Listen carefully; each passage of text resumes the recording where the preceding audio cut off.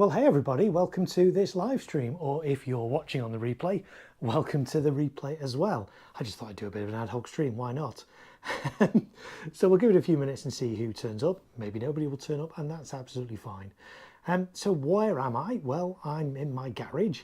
What am I doing? Well, I'm setting up some fireworks, prepping some fireworks for a display. I am doing a public display I'm doing in a couple of weeks' time on bonfire night. So I can see in the chat we've got Jack Lee. Jack Lee is here already. Joshua is here. Samantha Lowe is here as well. Hello, Samantha. Welcome in. So yeah, so I'm going to set up these 5 fountain tables. So the display I'm doing in a few weeks' time, space is quite limited. So I can't do some of the very big fireworks, but that's okay. So what I do as well, I put lots of fountains along the front of the display. 5 sites. They're not going to be this close together, obviously, on the field. They're going to be about 4 or 5 meters apart, so spanned across 20 or so meters wide, all with fountains on. So I'm going to start assembling them now and get ahead, because obviously that's quite a lot to prep on the day. So the more prep I can do beforehand, the better. John Surfbum is here. Hello, John. Welcome in to the chat. So yeah, I'm going to be getting on with that. I'm going to be periodically checking the chat as well, so feel free to say hi. Andy Aspine is here. Welcome in, Andy. Hello, thank you for being here. I'm also streaming on my GoPro for the first time. I use GoPros a lot, but this is the first time I've actually streamed using one. So let me know how it is. Let's see how that goes. So yeah, these I've already built. These are little plinths. I'll take one off and show you. This is basically it's wood. It's rough cut timber, treated. And I think these strips were about 1.8 meters long by 150 mil wide by about 20 mil deep. I've just kind of chopped them all up to make these little plinths. They're about 30 centimeters by 30. On the back, I've got my connections there where I connect the fireworks that are going to be on here too. And then this connects with a single cable to my firing system. The stands they're on, they're just speaker stands. That's all they are. Really useful for fireworks because they're stable, you can get some good height. These will go up to about 1.8, 1.9 meters high. I'm probably not going to use them that height in my display, but they'll probably be a bit higher than this, but this is a good height for me to work on. Who else have we got in? Oh, we've got some more people in now as well. Donna's here. Hello, Donna. Who else have we got? Bulletproof Mum is here. Sebastian the Crab. Kamara Brocade is here. Welcome in. Disney World Freak. Carlos is here, says, Marko, where's the fire hydrant? There is a fire blanket about 3 meters that way. I've got about 16 litres of water just down here, but I'm not doing anything dangerous here. I'm literally going to be setting out my fountains on these little plinths that I've made and securing them to that. So there's nothing dangerous happening here. I don't do anything dangerous with fireworks indoors for obvious reasons. Arjons is here. Welcome in, Arjons. Hello. Who else is here? Jeanette, yes, Sebastian the Crab. So welcome, yeah, 13 people. So yes, for those of you just joining me, in a few weeks' time I'm doing a public firework display, and I'm doing as much prep as I can beforehand to make it easier on the day to set up. And the site that I'm doing it on, space is quite limited, so I can't use some of the bigger fireworks that I would perhaps normally use, but instead I'm going to be doing quite a lot along the front, sort of fountains and things. So I've built these fountain tables and I'm going to assemble them with fireworks on. So that's the plan. Veronica is here. Hi, Great Marko. Great to see you from your friends Veronica and Todd. Hello, Veronica and Todd. Welcome in. So as I say, it's a bit of an impromptu, informal stream. I don't know how long I'm going to stream for. Let's see how we go.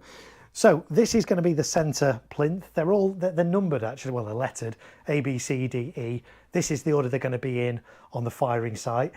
A and E are going to be identical, B and D are going to be identical, C is going to be quite similar to A and E, but with something slightly different. I'm going to have a Catherine wheel on the front of this, it's going to be quite big. The other one's going to have smaller Catherine wheels. It should look quite good, all being well. Donna says, yes, if you haven't already done so, be sure to click the like button and bell to be notified of upcoming streams. Yeah, because I'm probably going to do a few more of these over the next couple of weeks. I'm not scheduling them. I'm not planning exactly when they're going to be. So if you don't want to miss them, then do subscribe and enable notifications. Then when I do go live, you'll be the first to know. So let me show you some of the fireworks that I'm going to be setting up on these plinths. I say I'm going to set up, I think I'm going to set up this one first because it's kind of here. So on this plinth, we're going to have basically fountains, but we're going to have some nice fountains. This one It's quite a big fountain. It's called Goldilocks by Vivid. I did a review of this. You'll find this on my channel. So that's going to go on there. Another one that's going to go on there is one called Popcorn, which actually looks like a bucket of popcorn. It even has a nice little popcorn top on there by Vulcan. I haven't seen this in person. The footage I've seen, it looks really impressive. It's a really big, kind of big crackle cloud. So 5 of those all going off together is going to be part of the finale at the end of this display and should look quite good. So one of those is going on there as well. We've also got some T1, some pyrotechnics. This is another one you'll find on my channel that I fired recently and reviewed. It's a lovely gold fountain which turns into silver halfway through. Really, really nice. So that's going to go on the plinths as well. We've also got a fountain here by Standard Fireworks called It's Oh So Quiet. So a low noise fountain that's going on the table as well. Another fountain here from Yorgi. This is called SOS. I fired this last year. It's really good, long duration. It lasts 65 seconds. The effects are described as red moving star with white flower, red star, green moving star with silver pine, green star, blue moving star with yellow flower, blue star, red, green, blue moving star with silver wire, red star with green star. A lot goes on in this fountain and I like that. So that's going on there as well. Did you say what the effects were in here? Let's just have a look. Let's go back to this Oh So Quiet.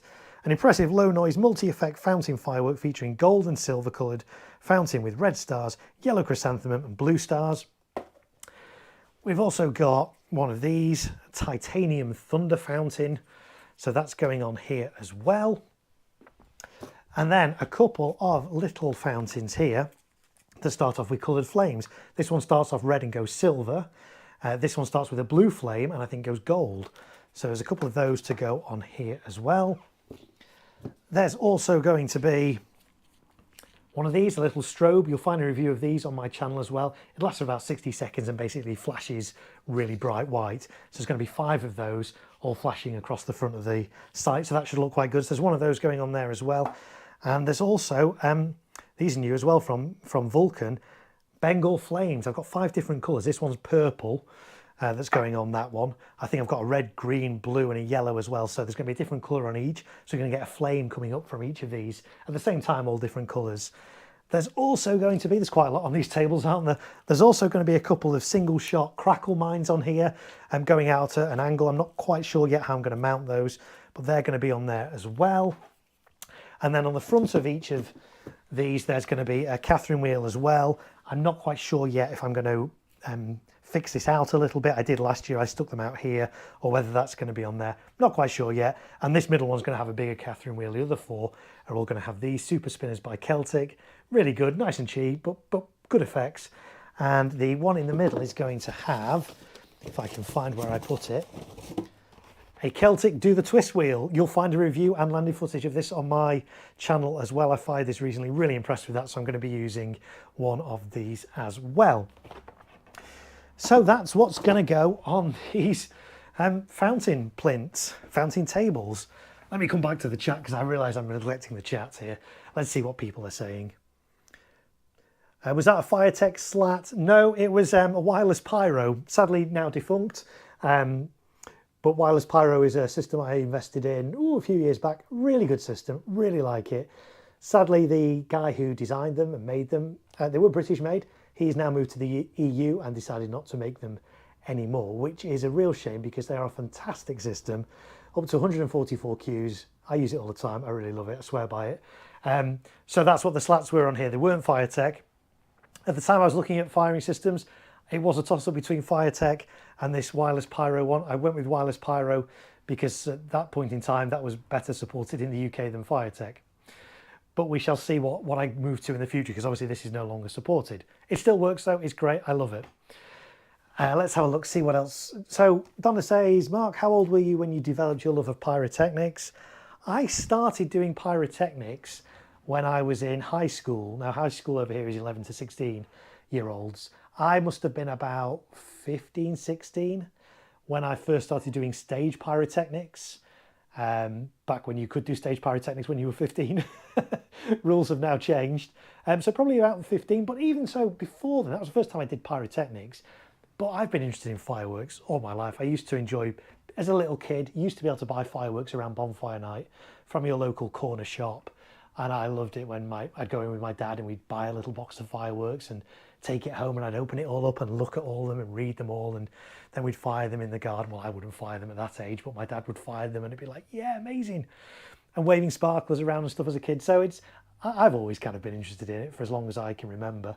And now I get to do it professionally as well, which is a lot of fun. So that was a great question, that Donna. Thank you for that. I find this all quite fascinating. Yes, same as me, says Jack Lee. So that's going to be what's on this plinth. It's also going to be what's on A and E. So the next thing, obviously, is how do we secure these? Because putting these just on here, they're just going to potentially blow off. So we need to secure them. So how do I secure them? There's lots of different ways of doing it. I've seen people do lots of different things as well, including like putting glue on it and gluing them down, which makes it really difficult to get off. What I do a combination of two things. I use some really, really strong double-sided tape. So I'll put some tape on the bottom of this and stick it on to stop it moving around. So I do that on everything. And then I basically use these little shelving brackets. I'll bring them around to the camera so you can see. These little shelving brackets. You can pick them up from DIY stores. And we can basically use those to screw into there. Fountain will go on there, and then we can either cable tie around that or put gaffer tape around that, and then that will stop that moving around.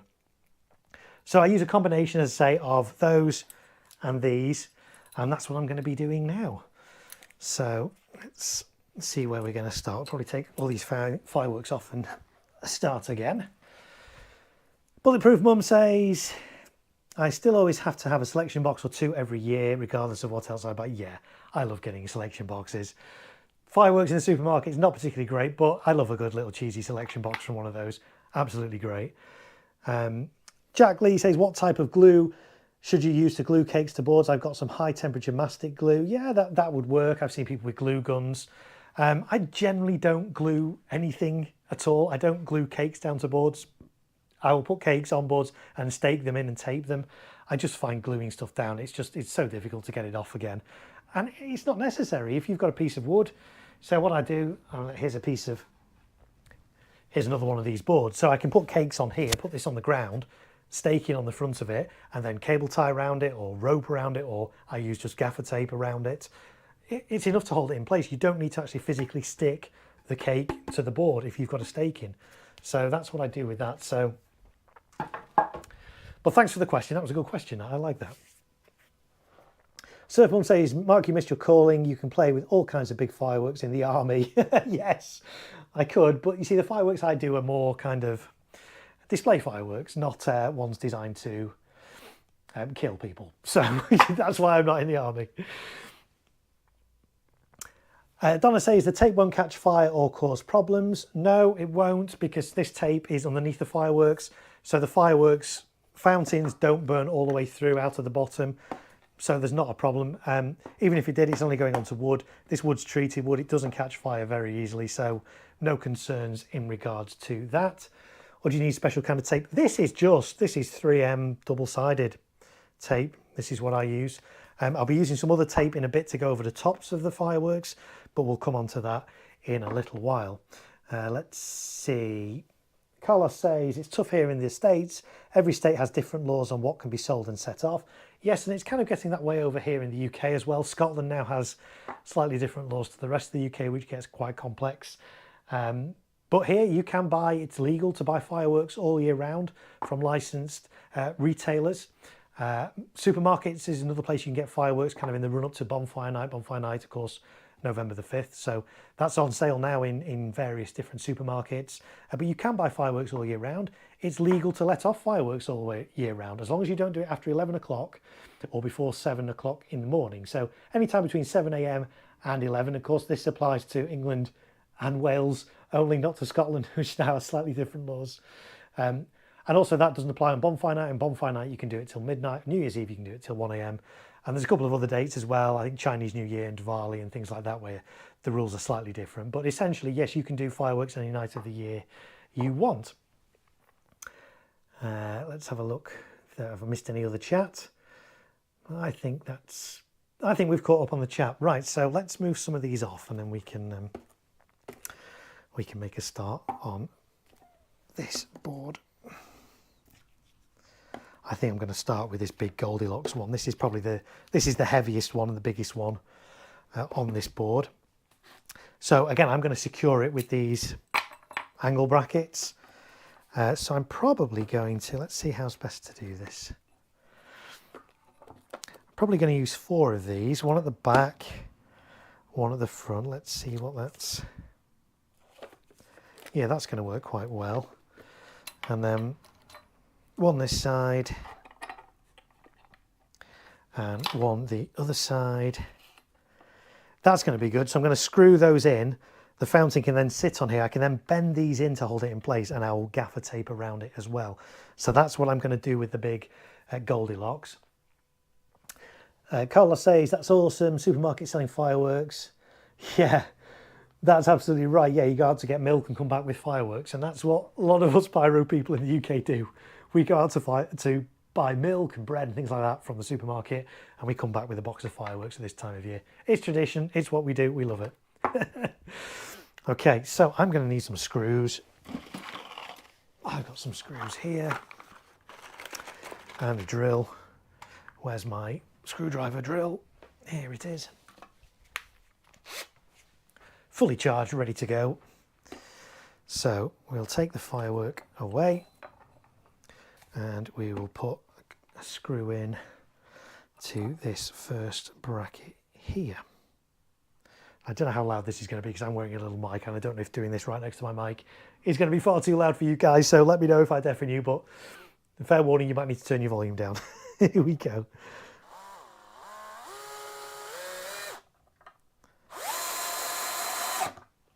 So that's the first one. I know I need to get one in on this side as well, so we'll do this one here.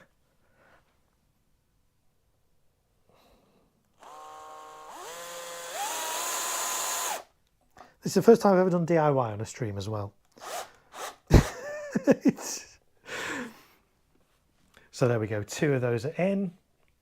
Bulletproof Mum says, yep, guilty as charged. Yes, is that about going to the supermarket to buy not fireworks and coming back with fireworks? Yeah, I know. It's got to be done. Okay, so Goldilocks, I've got 2 of these in, so I'm just going to see where these other 2 need to go. I've actually kind of done that one a bit high. Let's bring that. I'm going to redo this one. Could do with being backwards a little bit.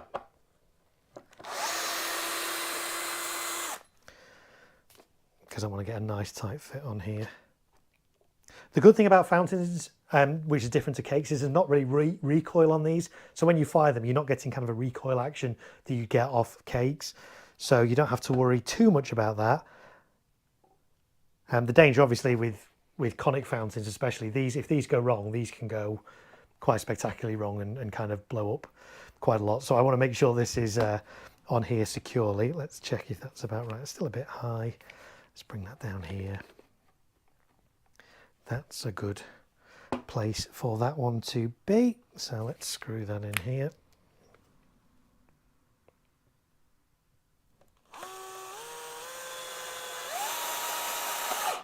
So say these are just little shelving brackets you can get off Amazon or DIY shops. I'm just putting a little single screw in on the bottom. Jack Lee says, where's Jackie Potato? Yeah, not tonight, but there will be Jackie Potatoes on my Bonfire Night stream. Now, my Bonfire Night stream this year is actually going to be on the Saturday the 4th, not Sunday the 5th, because Sunday the 5th I'm in Liverpool doing a public display, and that's what these are for here. So on Bonfire Night itself, there won't be a live stream. I will, of course, be recording this and putting it on my channel a day or 2 after, but my live stream from my garden is going to be on the 4th, Saturday the 4th. Set yourself a reminder, or best yet, subscribe if you're not already subscribed, and enable notifications, and you'll be notified when I go live. And it's going to be a special stream. It's going to be a little bit different this time. I'm doing slightly different fireworks. It's going to be a bit of a theme, but I'm not going to spoil it. I'll tell you more nearer the time on that. So yeah, Saturday the 4th of November is going to be my Bonfire Night stream from my back garden. So there we are. That one can go in here. Let's see how this is going to all fit in. Yeah, that will go in like that. That's good. So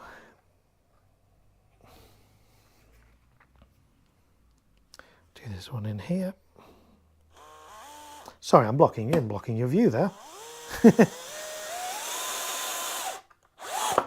Like that. We have a couple of coned blow 4 years ago. It was the loudest thing that night. Yeah.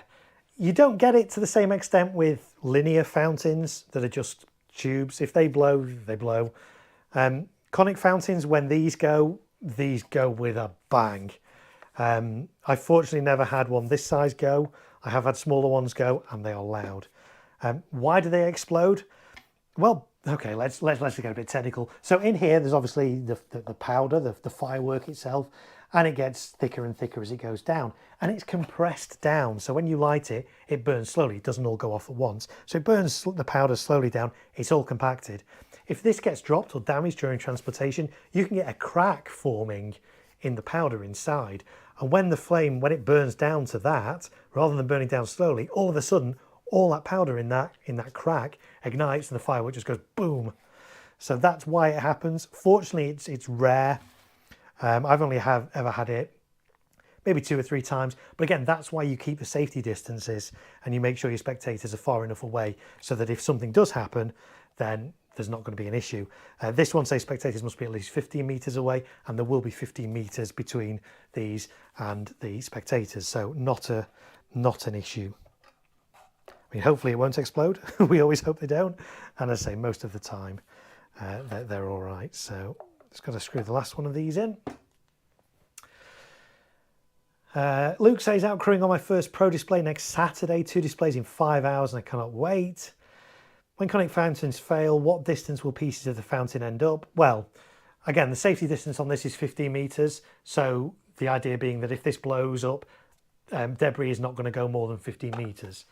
So smaller fountains might say you only need to be 8 meters away, in which case if they blow, the debris is not going to go more than 8 meters. But again, debris from these, basically cardboard. So nothing kind of too serious. Obviously, if you get rockets that go astray or shells that go in, a lot more damage. But again, don't take any chances. Make sure your spectators are as far away as you can practically be from that. Jack Lee says, make sure you do your fusing on site. Yeah, I'm not doing any fusing. I'm just literally basically assembling my fountain tables here. Any fusing I do is on site. Although that said, I do, I don't know if you can call it fusing. I will attach talons. That's relatively safe to do here. So I may get around to doing that today. But certainly other sorts of fusing, which I'm not going to be showing you on camera, I will do on site. And why am I not showing you on camera? Not because it's illegal, although there is some grey area on some of it, but because I don't want to show you guys how to do that, because really, if you're not a professional, you shouldn't be attempting that. So, but yeah, Luke's out crewing his first pro display next Saturday. I hope that goes well. I'm doing a display. I'm doing quite a few displays over the next couple of weeks. I think I'm doing one tomorrow at a primary school somewhere. So that's tomorrow, then about 3 next week and some the week after. So yeah, lots going on, but it is that time of year. So, right, I've just moved that. Let's get that back in there. And we'll screw this in.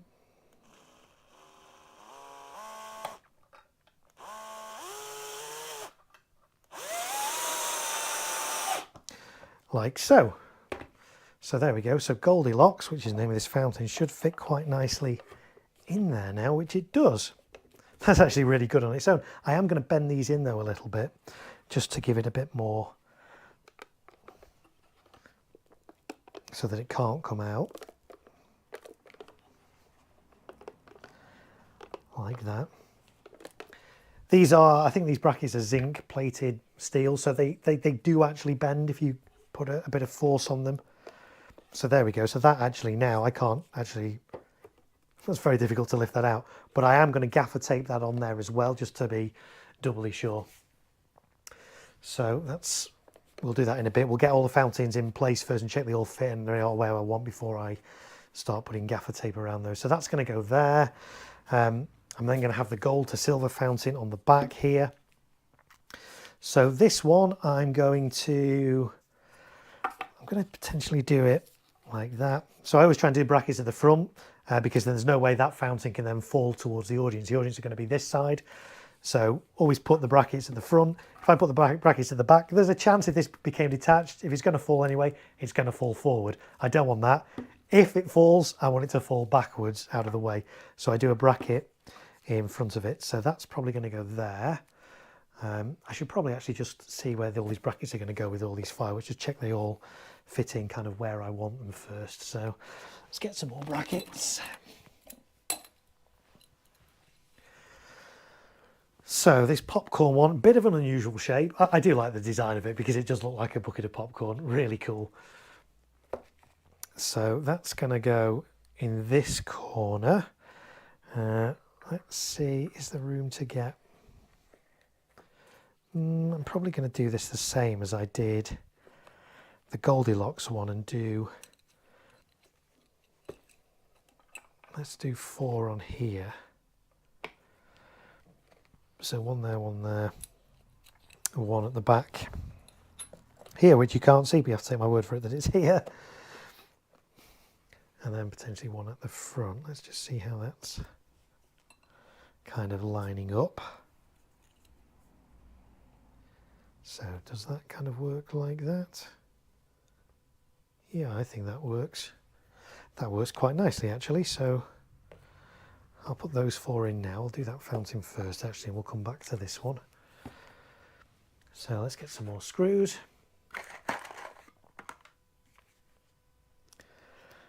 I'll do one here. So yeah, I know this is not the most exciting stream ever because you're just watching me putting some screws into some wood when I don't put them into myself. But hey, thanks for your company. Thanks for being here. I'd usually just be doing this on my own. So it's nice to have a bit of company when I'm doing this. So there's that one. Where's the one that went on the floor? There it is. Right, let's see how we do this. We put that one there, that one there, that one there. I think that was about right. Needs to come in a little bit like that. That's good. We'll lift that up. We'll put the next one in here. Again, I keep putting the fireworks in the way so you can't actually see what I'm doing, so let's move that. Terry says, might you do a behind the scenes on setting up the firing site on the 4th of November? I might do. We'll see. We'll see. It depends because there's a lot to set up on that day and I don't have a massive amount of time to do behind the scenes. But I might, see if I can strap a GoPro on my head or something and we'll see. Let's see. We'll see what I can do. But certainly the display itself I will film and put that on my channel a day or two after. So let's get this one in here next.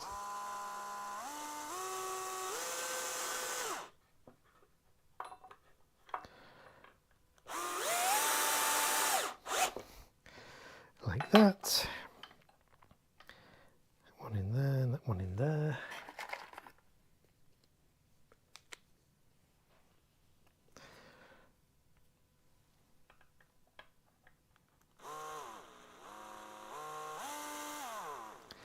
A little bit fiddly.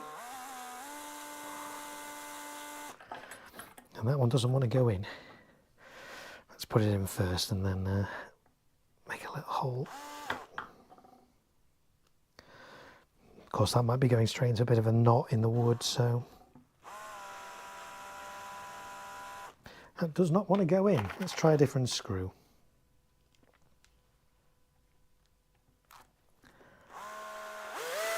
Yeah, that one's going in. Put that one there. Oh, helps if the screwdriver's set to screw rather than unscrew.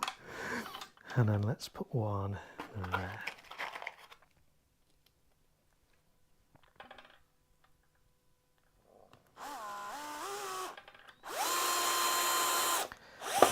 That's nice. So that will fit in to here quite nicely, quite nice and tightly. That's great. And again, I will gaffer tape around that. That's not going to be going anywhere. So that's those two. Yes, I was in the process of trying to work out where this one was going to go. I want to do that one at the front there. SOS is going there. that one's going there. So let's see. Now there's not as much force in these as there is in the conic fountains. These don't need quite as much support, but I do obviously need to make sure that they're not going to fall off. And the same with this one as well. So I might just, let's have a look. Let's do, if we did one there, need some more brackets. Fortunately, I've got quite a lot of these shelf brackets. So if we did one like that, one like that, one like that, one there. I've still got to get this in the middle.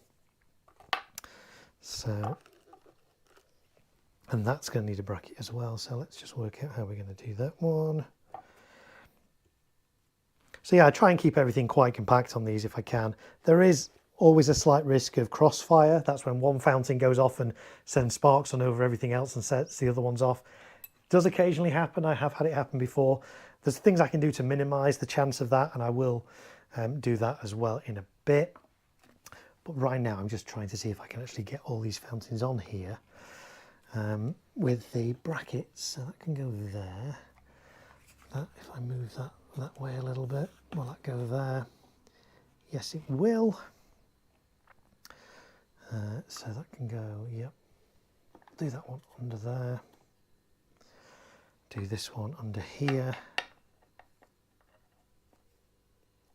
That's good. And I'm going to bend those back and gaffer tape them down. These two, do I want purple in the middle?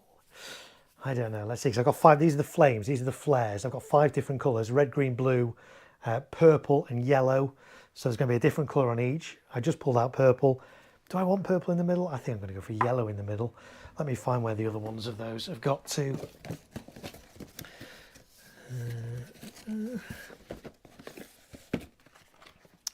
Here we go. So I'm going to put a yellow one in the middle instead.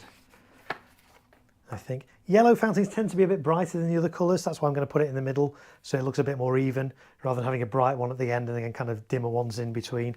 So I'm going to go for a yellow one in the middle there, and we'll use purple on one of the other plinths. And then the strobe as well is going on here, so I'm going to need some brackets for those as well.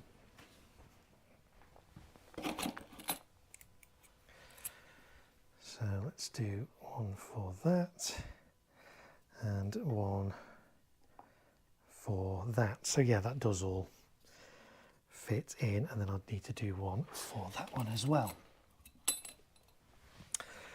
Okay, so that's going to be like that. Now, what is a little bit annoying about these, I mean, it's great, but let me bring it around to the camera and show you. These fountains have a little cardboard base on them, which is great. It makes them nice and easy to stand up, but it makes it difficult to kind of put a bracket up on it because you've got this bit here. And quite often, as you can even see that, when they put these cardboard bases on, they're not exactly straight. This actually, if I stand it up there, you can kind of see it's actually leaning a bit that way. So they're not great. So I'm going to very carefully take off this cardboard base. Cardboard base isn't really part of the firework. It's there just to stop this toppling over, but I'm going to be putting support on it with this bracket. So this is kind of fairly redundant. So I'm going to take this off like this. There we go. And so that makes this a lot easier now for me to use a bracket on to hold it in place. So I think that's all my brackets. Kind of, they do all fit on, which is good. So that one would go there. Yeah, that's looking all right to me, that. Might just move this bracket back here a little bit just to support it. A touch more there. Yeah, that's good. That's good. And that bracket's a little bit bent, so I'll use that for something I need a little bit of an angle on. And we'll put a nice straight one on instead. Put that there. Great, that's looking good. I'm neglecting chat again. Let's have a look. Donna says, when you're placing the fireworks, do you envisage it in your head? Do you have an idea where to place them? Yeah, so I haven't actually programmed this show yet. Obviously, it's all going to be electronically fired. I know what fireworks I've got. I've got a rough idea in my head of how it's going to look. but I haven't actually programmed it yet. I'm setting these up because I know they're going to be here, and then I will work out the firing order and when things are going to fire and what's going to fire with what afterwards. So yeah, I kind of have it, it's all in my head, so I've got a rough idea of how it's going to look. I know I've seen most of these fireworks in person before, so I know how they perform, roughly how long they last, how high they go, how wide they go, things like that. There's a few that I've not, but ones that I've not seen before, like for example this Vulcan popcorn one, I go on YouTube and I look for a video, but I don't just find one video on it. I will watch as many videos of this product as I can, so I can see how it performs, because quite often fireworks might perform one way one year and then the next year's batch perform completely different. So by watching as many different videos of the same firework as I can find, I have a pretty good idea of how long this is going to last, how big it's going to be, what its effects are. So that's kind of how I design the show. Also, is it better to start at the outer perimeter or the center of the board, or is it a personal preference? Doesn't really matter how you set this up. I mean, probably it would have made a lot more sense to do this one in the middle first and then work out. But actually, only these two, I've got their brackets on and nothing's taped down yet. So I can actually still take all these off. And I am going to take some of these off whilst I screw in the brackets and then attach them. So yeah, once things are gaffer taped down, it's a bit more difficult to move things around. But now, as it is at the moment, I can still make adjustments to this. So what I did actually before I built these plinths, once I'd got all my fireworks, I actually just got a bit of cardboard and worked out kind of what size plinth I would need to kind of fit all these on. I could have had a bigger plinth and given more space between them, but again, I've got to think about transporting them there as well. This is quite nicely compact. There's a chance of cross fire where one firework sparks, ignite another one, but we'll see. I'm going to try and minimize that as best as I can. It's not going to destroy my show if one fires when it shouldn't. So Luke says, only the die-hard pyro enthusiast can find joy in watching a bloke in his garage take the greatest of care in fixing fountains to a block of wood. Yeah, and that's why there's only 8 people watching now, but hey, I was going to do this anyway. I thought, well, let's do it for you guys that want to watch this as well. You might learn something. It might be interesting. I'll certainly be reading chat though, so feel free to ask away any questions you have, and we'll see how we go. So let's take that one off. And that one and that one, and then we'll screw those, or we'll take this one off as well. We'll screw these down first. In fact, I'm going to take that fountain off as well, just so that I can more easily get to these. So let's start with this one. I know this one's going here.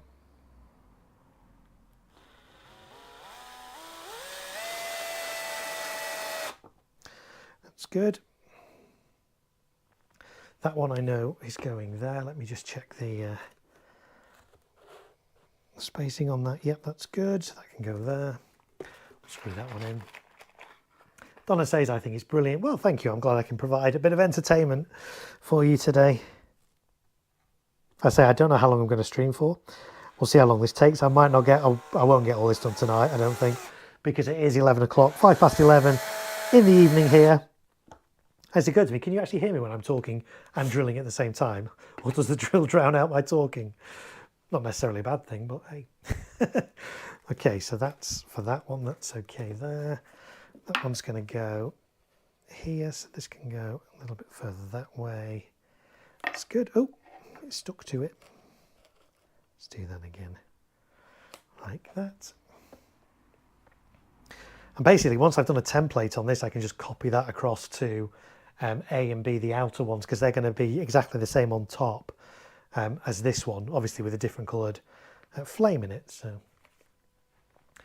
it's scratching an itch until I can do my own. Yeah, I know. Tell me about it. I love this time of year. I spend most of my time of the year in my garage here with fireworks. I love it. That's of course when I'm not out doing actual displays.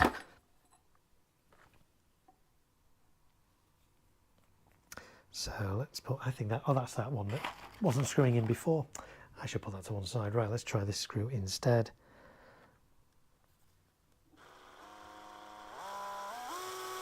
Are we in a knot again? I think we might be going into a knot.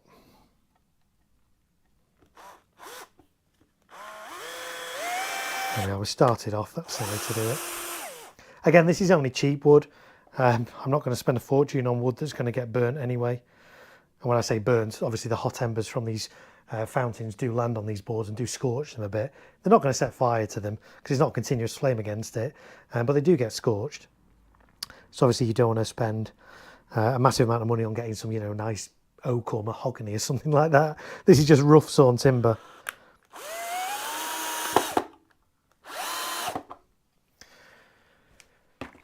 Audio is all good. Thanks, Terry, for that. Appreciate the confirmation. Thank you. Right, so that's those ones here. That's that. So I now need to get in the other one for that. Oh, I need to get that one in as well. Right, so let's have a look. That's going to go there. So we can screw that one in. Let's move that and that out of the way.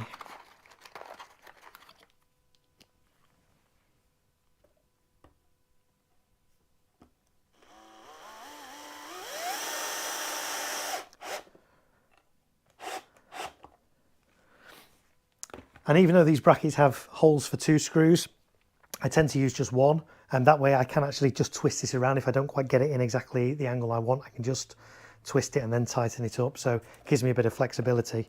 And again, there's no recoil really in these fountains, so this is just to keep it in one place. So that's that one. Let's just see the height, because of course this is a really weird shape. It goes out, so let me just see how close I can get. SOS to popcorn, and probably actually okay there. That's good, so I'll bring this one out. Take that out of the way, and that one, and we shall screw that one in.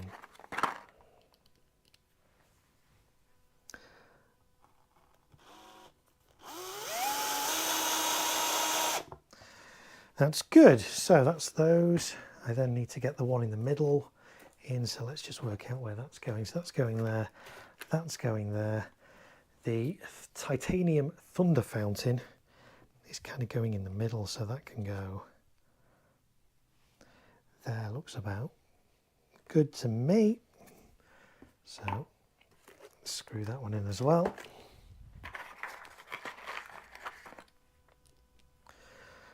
Okay, let's put this one in here.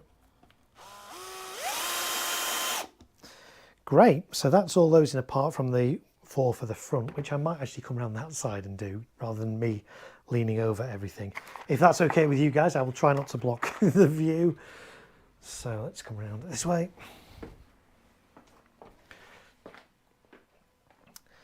Right, so we'll do red on this side. So that can go there. Screw that one in.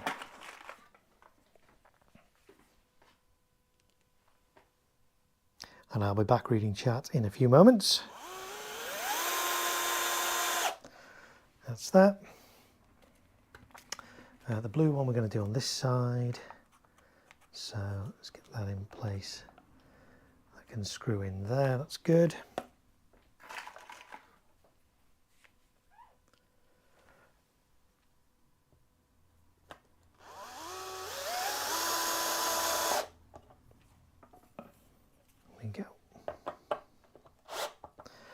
And then we've got the coloured flame and the strobe to go in then next. So let's do the strobe there and the flame there, that's fine. So we'll screw those in.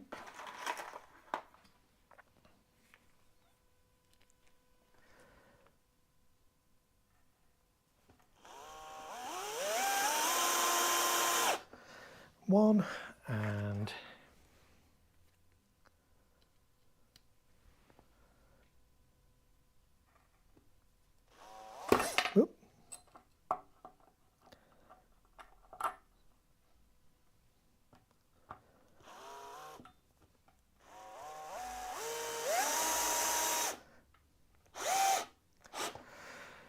there we go. So there are now 1, 2, 3, 4, 5, 6, 7, 8, 9, 10, 11, 12, 13, 14, 15, 16, 17, 18 brackets on this piece of wood. But that will prevent any of these from falling over when I tape them on as well. So that's going to go there. Popcorn one at the back, like that. SOS going there against those. It's oh so quiet there. Thunder in the middle there. Flame, strobe, and red and green. Right, let's have a catch up on chat. Northeast Pyro, hey, I've had all my fireworks in my shed all year, so paranoid about the heat in case they went bang. Yeah, I tend not to store fireworks in a shed just because the climatic conditions can change a lot. Sheds can be quite damp in the winter, and moisture is the big one that can affect the performance of fireworks. Also, yeah, it can get very hot in there in sheds in the summer as well, but damp is the main one that fireworks don't like, especially on cakes. Fountains, if they get damp, yeah, they just won't go as high. Cakes, on the other hand, if they get damp, rather than the burst going 20, 25 meters in the air, it might only get to 10, 15 meters, so it can be dangerous. So I personally don't suggest storing fireworks in the shed if it's a kind of an outhouse that has no kind of climate controls. But that's personal preference. So let's see, right, that goes in there, that goes in there. So that all looks good. So I think I can start taping these down. Oh, what I will do first before I do, no, let's tape them down first. Let's do that. I'll move some of these away, then you guys can kind of get a bit of a better view of what I'm doing. There. Okay, so we'll start with Goldilocks at the back. So that is firmly in. I say I bent in the 4 brackets that are holding that in place. So I've not glued that down. I've not even put any double-sided tape under that, because I'm happy that because it's conical shape with these bent in at the sides, this can't, I mean, I'm lifting that up, I can't lift that out unless I put a lot of force in that. And once I gaffer tape this as well across all 4 of these brackets, that's not going anywhere. So let's have a look. Luke says, have you ever thought about obtaining storage and insurance and starting up your own? If so, what puts you off? I'm regularly browsing the MLE Cat 4 catalogue and mentally designing my own shows. Yeah, I use a lot of MLE Cat 4 stuff on some of the professional shows that I do. Have I ever thought about starting my own company? I've thought about it, but I think it's quite cost prohibitive for all the licensing and the storage and the things like that. So I've thought about it, but I think all the legal red tape and having to go through HSE and the fire brigade and local council and the costs involved, you know, I don't think it's necessarily worth it. So we'll see, maybe one day, who knows? But I'm quite happy crewing for professional companies at the moment and doing my own little displays like this that are just all Cat 2, Cat 3. In fact, actually in this one, because space is limited, there's no Cat 3 in this. This is a purely Cat 2 display that I'm going to be doing in Liverpool in a couple of weeks' time. But you can still do good Cat 2 displays. I've done them there at this site in the past and they've always gone down quite well. So there's enough Cat 2 products to do good displays. And in case any of you are wondering, what's he talking about? What's Cat 2? What's Cat 3? Okay, so there's 4 different categories of fireworks in the UK. Category 1, Category F1, F2, F3 and F4.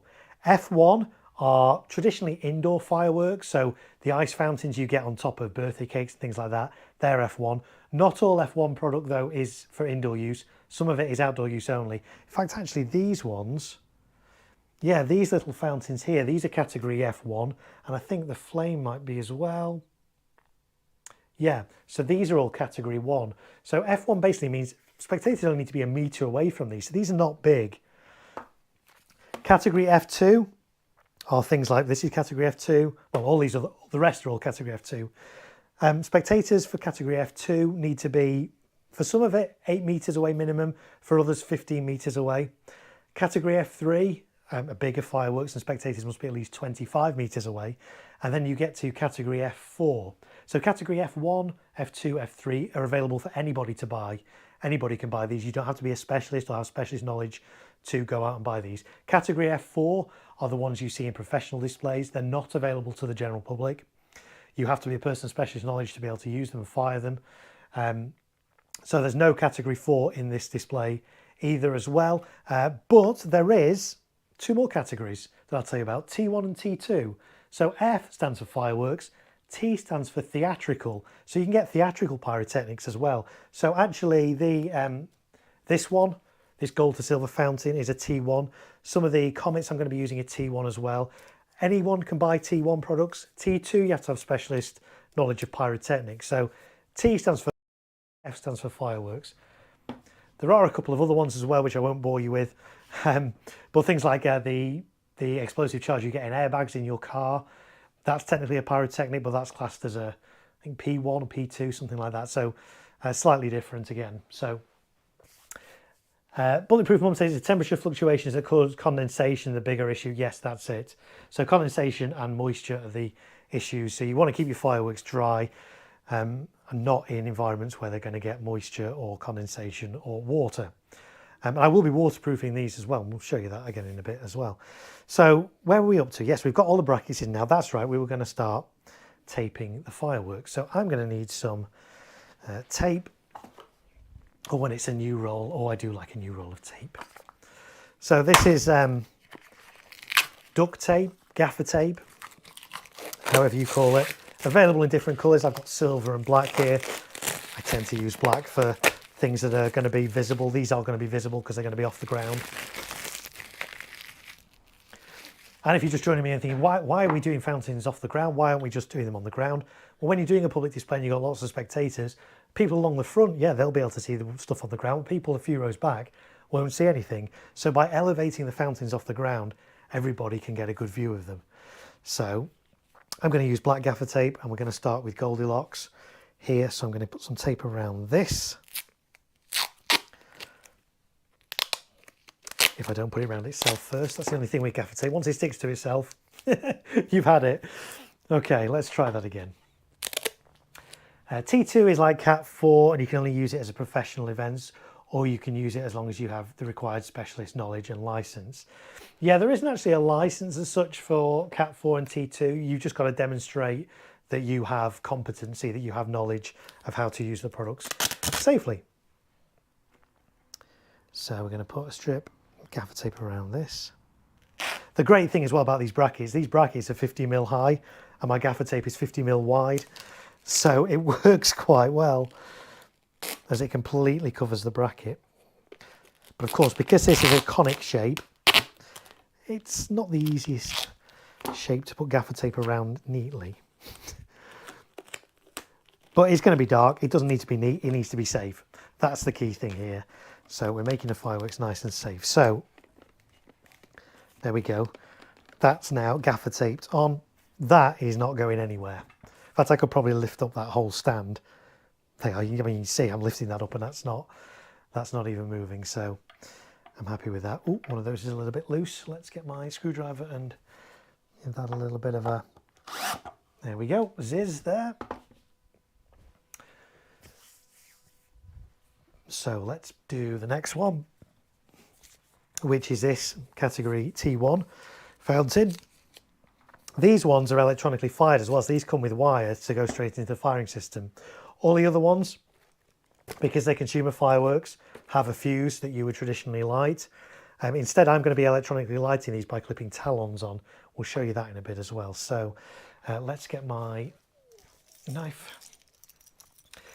3D printer guy says, I wish we could have more consumer grade single shots mines like the classic. Yes, absolutely. I've been pushing for that for years. We sadly don't have an awful lot of single shots. Single shots, for those wondering, I mean, I have a couple here, but they're T1s. Single shots are just that. They're fireworks that do one shot. So these ones are crackling comets. They just do a single crackling comet. That's all they do, single shots. You get them a lot in theatrical pyrotechnics, which is what they are. You don't really get them an awful lot in consumer fireworks. As 3D printer guy says, Classic do some 30mm ones, which are really good. They're really nice, but they're expensive. There's just not the demand again for single shots in everyday consumers. Pros, semi-pros, enthusiasts, hobbyists, yes, they all want single shots. But the average customer doesn't want a single shot. They want a fountain that's going to last 30 seconds a minute. They don't want a single shot that's going to last 3 seconds and that's it. That said, electronic firing systems are becoming more accessible to consumers now, with things like the Ignite system from Cobra. Things like that are putting firing systems into the hands of consumers who then want to create pyro musicals. And if you want pyro musicals, you need single shots to be able to do single shot things in time to the music. So whilst there isn't a big demand for single shots at the moment, I hope there's certainly a chance that maybe in a few years' time we might see them become more popular. Until then, really, if you want single shots, yeah, you're limited to the classic ones or the theatrical pyrotechnic ones. Or you can use slices as well. Vivid have a nice range of 7-shot slices, which are quite nice. They're all instant fire, but 7 shots. I used about 40 of those in a little pyro musical I did, which you'll find on my channel. But yes, I wish there were more single shots as well. Hopefully one day it will happen. We shall see. I know there certainly calls for some Cat 4 ones and T2 ones to be recategorized as like F3 so that people can use them, but we'll see. Okay, so yes, I'm going to cut obviously I need to kind of cut this cable off here first rather than put tape around it and realise that I've taped up the cable. So yeah, these come just with a bit of tape around them just to hold the igniter wire in place. So I'm going to just slice that tape off there to release the igniter wire. In fact, I will come around this side and show you. Come a bit closer to the camera. So yeah, there's the igniter wire. It's just taped on, so I taped that off like that. This is still safe, even though it's got a wire on, because the end of the wire, if I can show you this, whether the camera will pick this up, the 2 wires there are actually twisted together, and I don't know if that will focus on, but I'll take my word for it. The 2 wires are actually twisted together, so this can't fire accidentally. If those weren't twisted together, then potentially static could ignite this firework. Not that I'd be rubbing it against a balloon, but you know, if the air is dry, that static could set it off. So by twisting those together, it's impossible for static to do that. So this is perfectly safe as this is. And this is how it comes. It comes with the igniter. It's called pre-wired basically. So I need to just move that out of the way so it's not in the way of my taping. So that's there like that. I'm happy with that. Let's see what Luke's saying. All about the sales though, before getting into fireworks more heavily, I would have never looked at single shots as I would have gone for duration over quality, as I'm sure 90% of consumers do. Yes, absolutely, that's it. There's just not been the demand. But as I say, as systems like the Ignite firing system become more accessible to people, people are going to realise they're going to want single shots. So watch this space. Right, this one should be fairly easy to gaffer tape because it's cylindrical.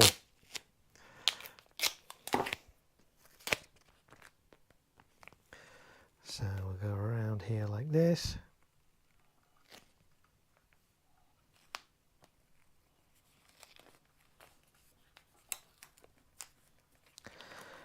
And around like this, avoiding this bracket.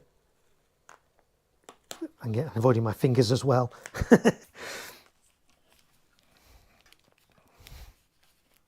There we go, that's on there now, so that's not going anywhere. So that's 2 down. And let's see what else people are saying in the chat. Terry says, how much would it cost me to demonstrate I'm competent to use Cat 4 and who do you get in touch with?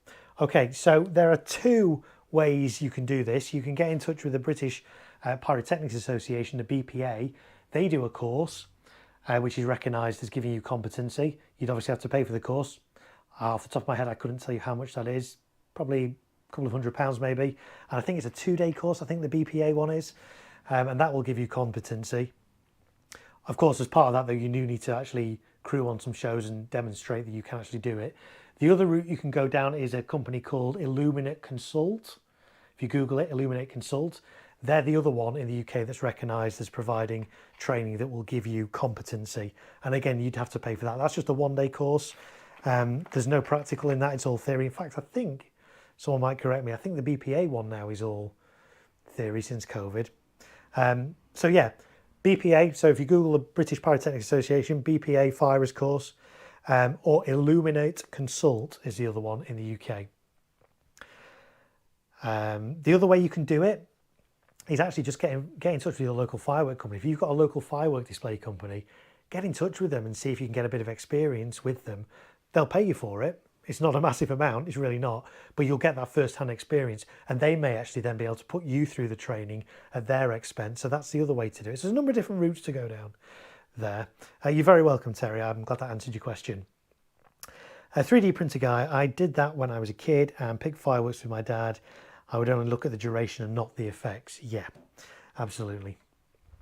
But sometimes, you know, it's about the effects rather than the duration. Sometimes a firework that lasts 5 seconds can be a lot more impressive than a firework that lasts 65 seconds. And that's actually why things like dump cakes are becoming really popular. Dump cakes are basically like cakes, but rather than doing one shot at a time and lasting 30 seconds plus, they fire all their shots in one go, a bit like a mine, lasts maybe 5 seconds, and they're really quite impressive. Expensive, but again, it's the wow factor of like, wow. So sometimes shorter duration can actually be more impressive. Right, so we've done that one next. Let's do popcorn next. So let's get popcorn in its little holder here. That's quite nice and snug already, but I am going to put tape around it just to give it that extra bit of restriction on its movement. So we'll go like this around here. Let's rip it off here like that.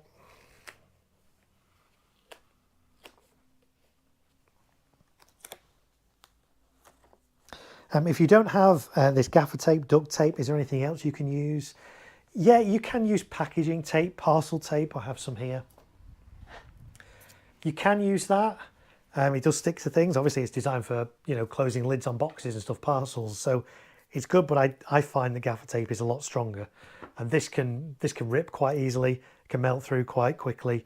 Gaffer tape is a little bit more stronger. There was actually a time when they brought out, the Metro brought out a special gaffer tape called Gaffire tape rather than gaffer tape, which was basically flame retardant. Really good stuff. Dead expensive. Didn't really take off. I don't know if you can even still get it, but it was very expensive, but great stuff. I loved it.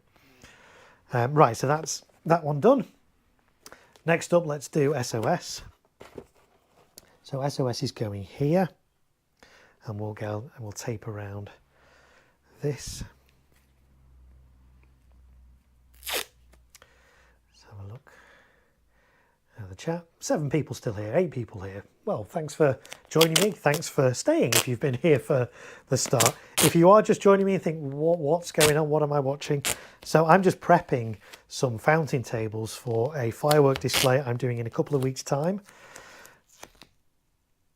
I do as much prep as I can kind of off-site, that's safe to do so off-site. And that means when I come to actually set up on the day, there's not as much to do. Because, you know, this stream's been going now an hour, and so far I haven't done an awful lot, but then I have been talking to you guys as well, and I love that. So normally this wouldn't take me quite this long, but hey, I want to get it right, and I want to chat to you guys as well. 3D printer guy, you can never go wrong with dump cakes. What's your opinion on shell rockets, ball rockets versus some small shells like you can get in the States? I wish though they were legal, 1.5 inches. Yeah, so in the States, I know you guys can buy reloadable shells. Choose where you actually put a shell in and light it. They're illegal, excuse me, over here in the UK. You can't get those. You can't get consumer shells. You only get shells at Cat 4 in professional displays. Would I like to see them available to consumers? I think you do need to have knowledge of how to use them safely. So I'm quite happy that shells are not available to consumers. What's my opinion on shell rockets, ball rockets? So ball rockets, if you follow my channel, you see I posted a video, was it last week now? Or was it a few days ago? I lose track. There's a video on there, just search on my channel for VSR4, which are ball head rockets by Vivid, 4-inch shell basically on a stick. Are they good? Yeah, they're good.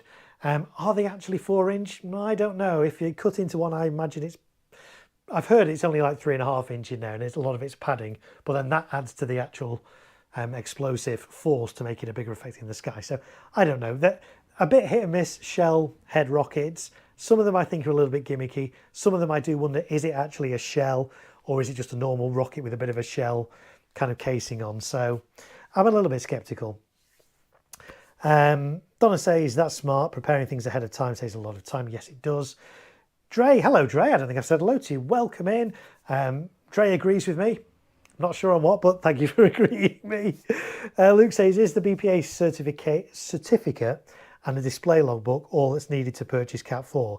I was under the impression you also need to provide proof of all year round. Yeah, you can't buy Cat 4. I can't buy Cat 4. I can fire Cat 4. I'm a person of specialist knowledge. I can fire Cat 4.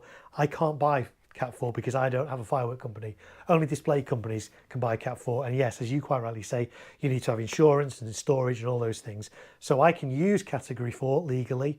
I can't buy Category 4 legally. I hope that clarifies that.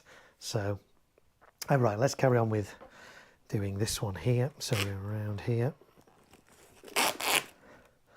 Let's rip a bit of this off. Give me enough to go around. Like that. Come round here.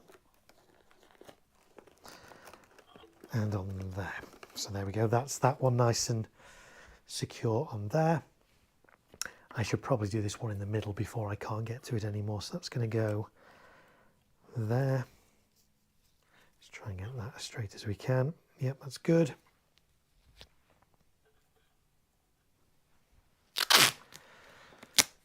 Keeping fireworks out of the hands of people who are not knowledgeable. Yes, yes. No, that is certainly good advice. It doesn't stop people getting them. I hear stories each year and I see footage each year of people using fireworks that they shouldn't be using. And actually, you know, the vast majority of firework accidents are actually from people misusing fireworks. If you use fireworks safely, they are safe. So let's put this around here. So that's the thunder fountain, titanium thunder fountain, secured there. Next up, oh so quiet. That's going in this little space here.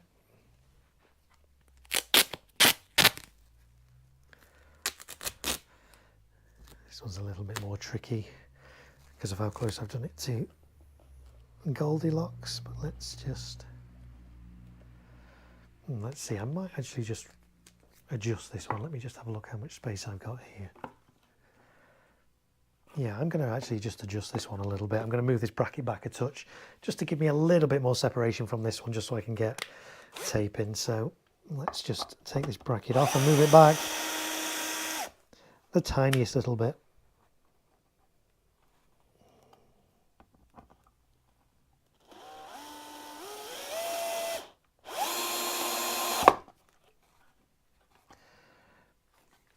That's better. Just undo that so I can just adjust it. There we go.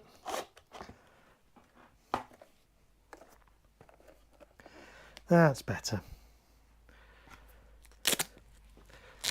Let's have a look. 3D printer guy, I do agree shells are probably best away from the general public. Saying that though, I can launch some pretty powerful model rockets without much problems. Some way up to 5 kilogram and can go nearly a mile. Yeah, that's right. Thing is as well, I mean, like fireworks these days, the quality of them is so much better than they used to be, you know, 10, 15, 20 years ago, that you can get some really good category F3 products that are as good as category 4.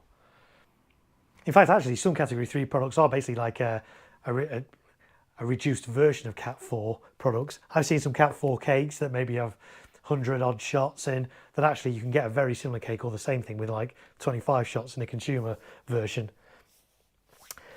Donna, when Mark says cakes, I thought you might be one of your recipes. Yes. And actually, yes, if you do like cooking and baking and all those kind of things, do check out Donna's channel. Donna does a cooking show, usually on a Sunday night, I think every couple of weeks. It's great fun. It's American, so if you're watching in the UK, you do have to convert all the different things from cups to, you know, grams and ounces and litres and all those kind of things, but they're still great streams, and Donna's a lovely person, so do go check out her channel if you like cooking and baking and all those kind of good things. So 3D printer guy says, I think they are a niche, that there isn't much of a safety concern. Most people who launch rockets will learn as they go. Yeah, that's very true. So let's get this tape around this one. A little bit tight, tricky to get in here, but it's okay, I'm in.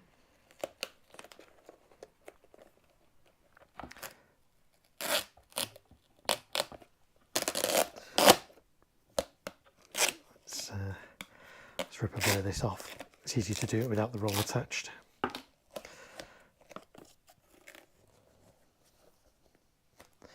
That's a bit easier.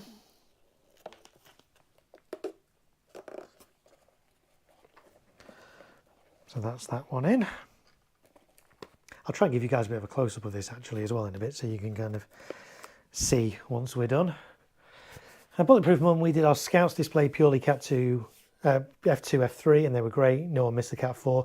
Yeah, this is it. I say I do a lot of displays that are just Cat 2, Cat 3, and they're equally as good as some of the Cat 4 stuff you can get.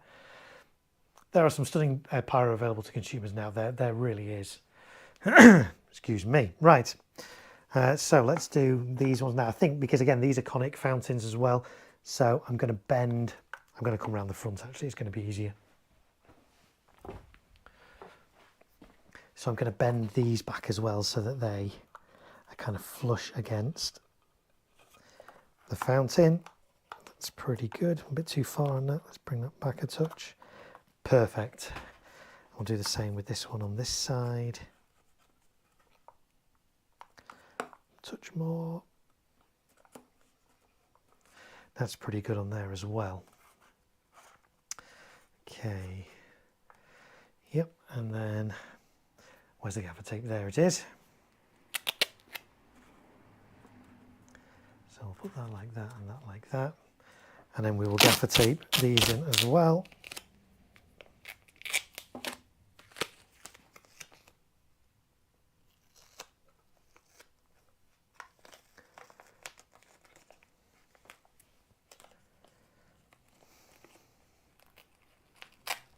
Sorry, I'm blocking your view again, aren't I, people? I'm sorry. I shall move out of the way. There we go. So there's that one. That's not going anywhere. That bit's a bit too small. Let's get a longer piece of tape for this one.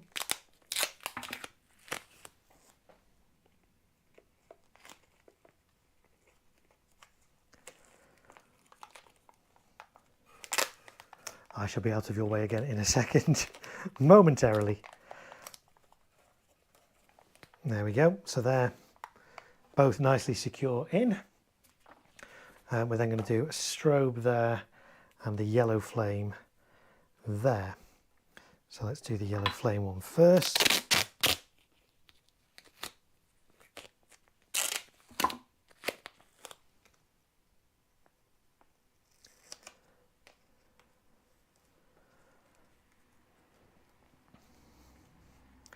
So that's that one in there quite nicely.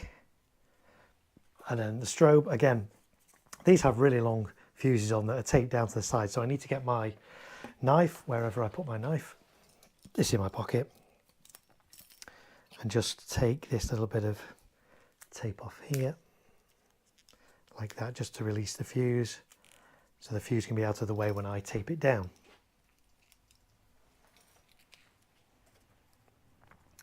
So that's going to go there.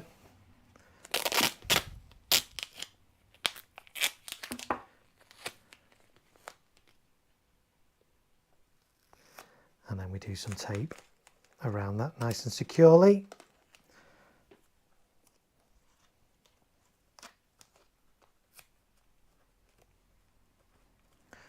So there we go. So we've got 1, 2, 3, 4, 5, 6, 7, 8, 9, 10 on there. As I say, there is going to be a Catherine wheel on the front. I haven't quite decided quite how I'm going to mount that, whether it's going to be flush against there. I'm probably going to step it out a little bit. So I might not do that today. We'll look at that another time. There are also going to be these 2 single shots, which are going to be firing out at an angle. And I'm not entirely sure. They may kind of attach under there. I haven't quite figured that out yet. But that's those particular fountains all on this table. Let's see what chat I missed.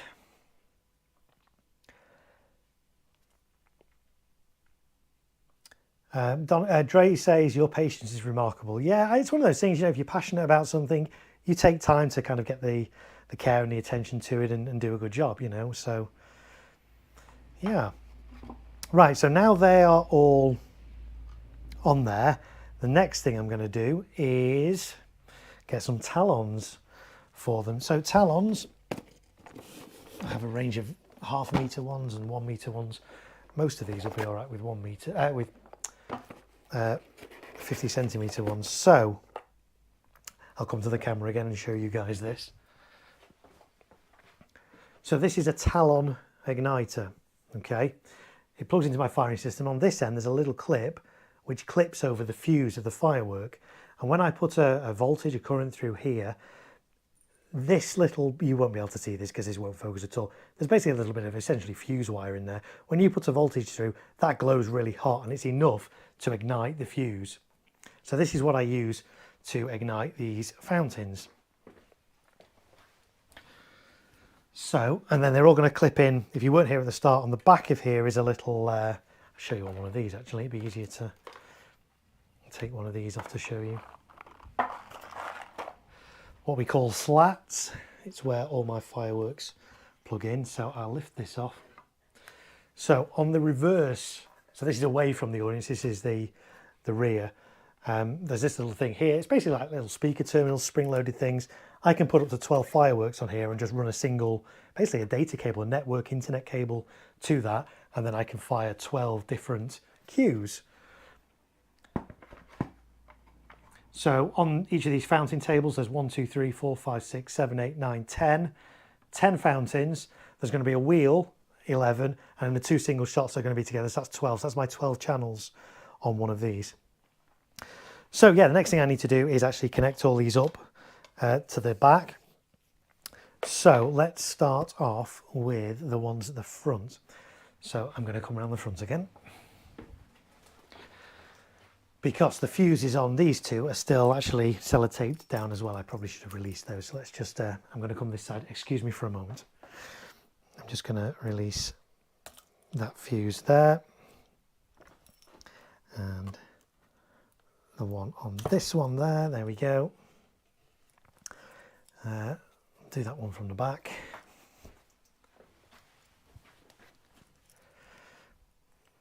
This one's taped down as well.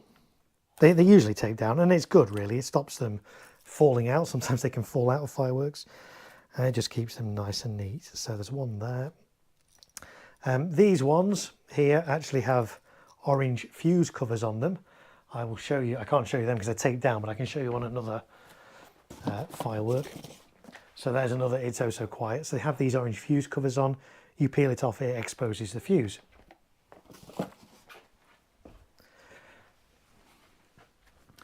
Now, some of these have paper tops on, some of them have foil tops. The ones that have foil tops are okay. The ones that have paper tops, I am just going to skim the paper top off as well. It just reduces debris on the firing site on the actual day rather than have bits of paper all over the ground when we're done. So I'm taking these orange fuse covers off so that I can clip the talons on like that. I'll take one off this one here. Like so.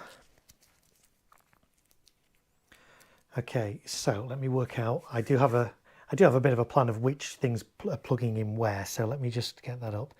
Jack Lee says still prepping at 11:45. Yeah, I don't know how long I'm going to stream for. We'll see. But thanks for your company anyway. It's great to have you guys all here. Let's have a little look at my list. So let's do this blue one first. Let's see if a 50 centimeter one is going to be enough to reach round to the back. What number is this plugging into? This one is going into number 5. Yep, that would actually be enough to go around. In fact, if I go around that way, it can definitely reach. So yeah, this clips onto the fuse. There's the fuse. I tend to clip it on as close as I can to the actual firework. That way there's going to be less of a delay between when I fire this and when this actually ignites. If I was to clip this right on the end, this fuse typically burns 1 centimeter a second. So I think legally on consumer fireworks, you have to have a minimum of 7-second delay. So basically 7 centimeters of fuse. If I clip it on there, if I press fire on my firing system, it'd be 7 seconds before this fountain starts. Whereas if I clip this as close as I can to where this enters the firework, it may only be 1 or 2 seconds delay.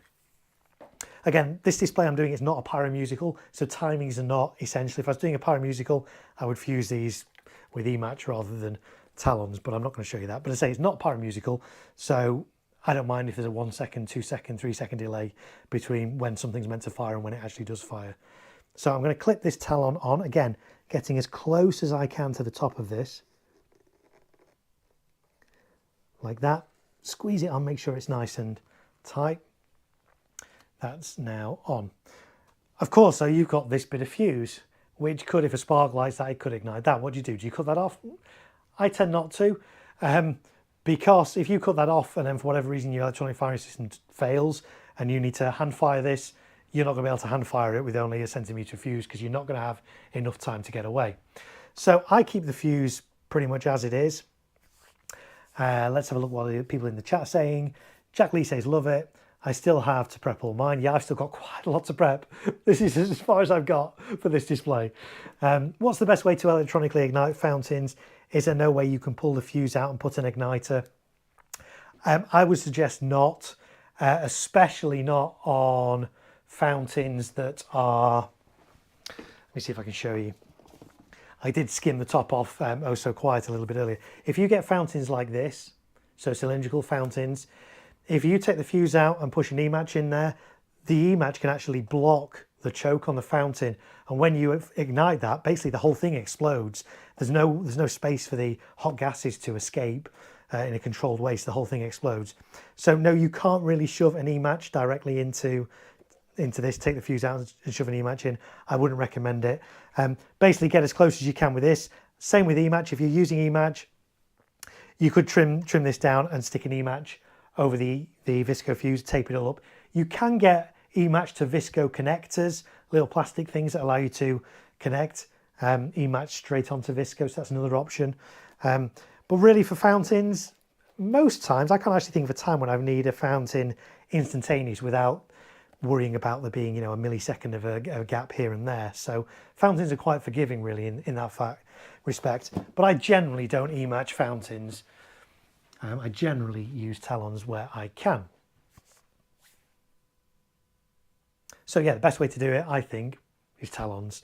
The other thing you can use, I don't think I've got anything down here at the moment because I wasn't expecting to use it. Tape match is something you can use as well. Well, I've got a little bit of tape match, have I here? Let's have a little look.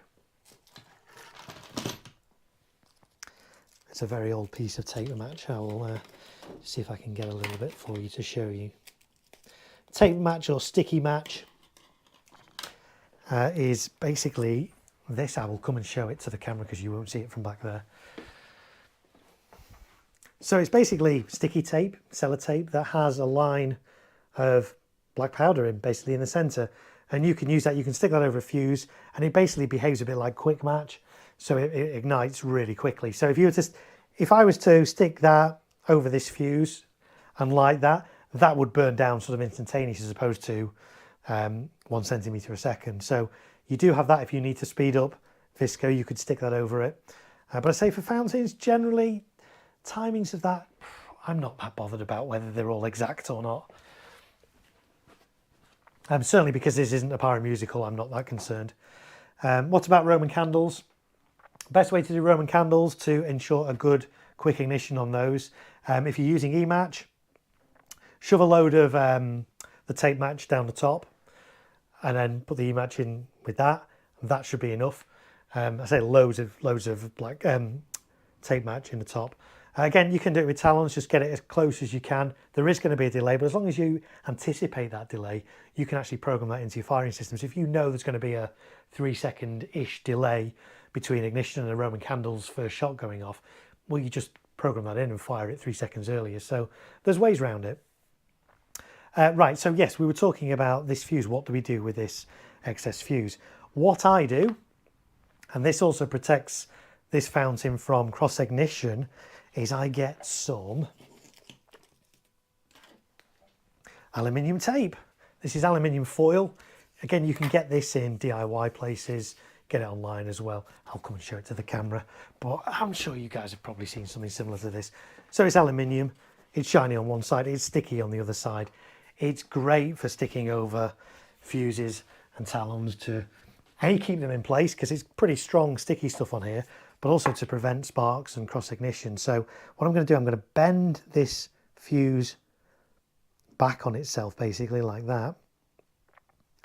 And then I'm going to cut a section of this that will cover the length of the fuse and the top of the fountain. So a little piece kind of like this. Peel the backing off. In fact, I'm going to come around and do it around this side. It's easier rather than leaning over everything.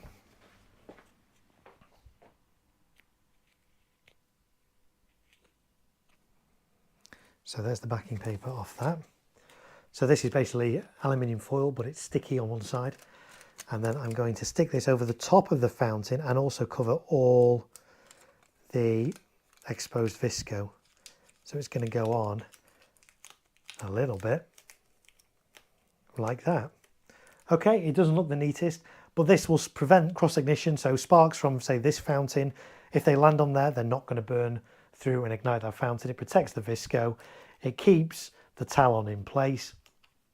And actually the power from this fountain is enough to burn through this. So when this fountain does ignite, it will burn through that aluminium, but just sparks landing on it won't be enough to ignite it. So that's the way I protect and try and minimize cross ignition between fountains, especially when they're this close together. So that was going into, what number did I say? 5, I think. Let me check my plan. Oh, that's the blue one. No, the blue one is going into, yeah, 5, that's right.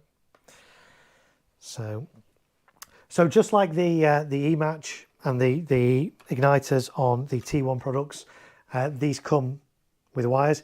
These are not susceptible to static electricity in the same way that the T1 products or E-match are. Excuse me. So it's actually okay to do this indoors because there's no danger that a static charge is going to set this off. This needs a lot more current. So I'm just going to bend the wires apart like this. And these little copper bits are usually quite long, so I tend to bend them in half to plug them into my firing system. And then this one was going into number 5, which you guys can't see. In fact, actually, do you know what? I should just turn this around. There we go. Right. And I'll have to come around this side again, but that's fine. So here we go. This one's going into 5. So that's the spring terminals here. So we bend that back, push that in there. This one's going in there like that. So that's that one done. Let's turn this round again. Okay, let's do the next one. Let's do the red fountain. So let's get another talon. The red fountain is going into number 4. Okay, so same thing again. We clip this on as close as we can to where the fuse enters the firework, like that. Bend the rest of the fuse over so it's out of the way. Get a little length of the aluminium tape. Bulletproof Mum says, I've got an early start in the morning. Night all. See you next time. Well, listen, thank you so much for being here. I really do appreciate your company. And you'll be able to watch this on the replay if you're bored at work tomorrow. So thanks for watching and see you again soon. Thanks for watching, Bulletproof Mum. I like that name. That's a great name. There's some great names in the chat. So some more aluminium tape. Again, I'm covering the top of the fountain and the exposed visco and the talon. What you do have to be careful of though is you don't squeeze this too tight on the talon, because the talon's like a spring, it clamps onto the fuse. If you kind of squeeze this end will pop out. So you've got to be careful that the talon still makes a good contact with the fuse. So we'll do this across here like so, and bend that around, down like that. So again, I've covered the very top of the fuse. There's no exposed visco. Sparks falling on that are not going to ignite that fountain there. And then we said this was going into number 4. So let's take the cover off that. Separate the wires. I won't turn this around again because you guys know what I'm doing now. I might turn it around again later. Let's have a look. So this is going into number 4. So bend these wires back on themselves to make them a bit shorter. You could just snip them as well, I guess. And then this one's going into number 4. There we go. Like so. Right, what should we do next? Let's do the flame. Let's see what number the flame's going into.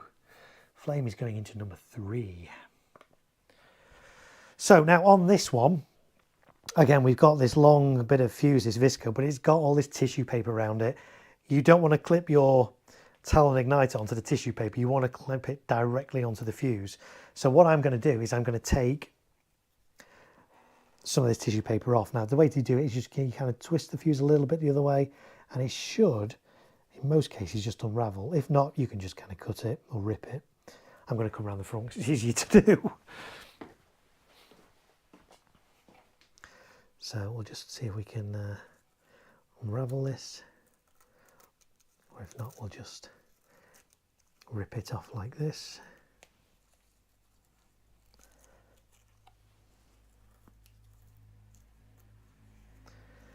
Like so. There we go. So yeah, that's just kind of like tissue paper. It's not part of the fuse. It's not in the old days where you had blue touch paper. If you remember that, if you're old enough to remember that, I am. So there's that ready to go. So we'll get another talon igniter. I think we said this is going into number 3. So we will clip this on. Again, as far as it will go to the base of the fountain, base of the fuse rather. Base of the fountain would be down here, wouldn't it? And then let's get some, let's bend that over like that, the excess. We'll get some foil tape on that.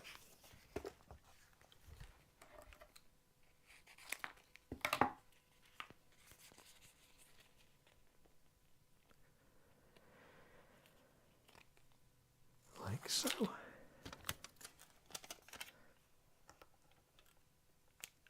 So covering the top of the fountain completely to protect it from sparks, covering all the excess visco. There we go. If you don't have this foil tape, alternatively you can use aluminum foil, tin foil, kitchen foil, whatever you call it, where you are in the world. Try to get some decent quality stuff. This is extra strong, extra thick stuff. The thin stuff's pathetic. And I would be inclined to use a couple of layers of this. Again, fountains will be able to shoot through this, no problem. But use a couple of layers to get the same thickness as the aluminium tape.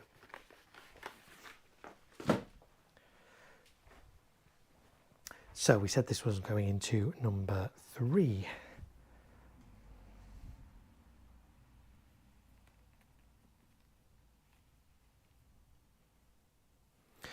So bend those wires back. Put this in the spring terminals for number 3.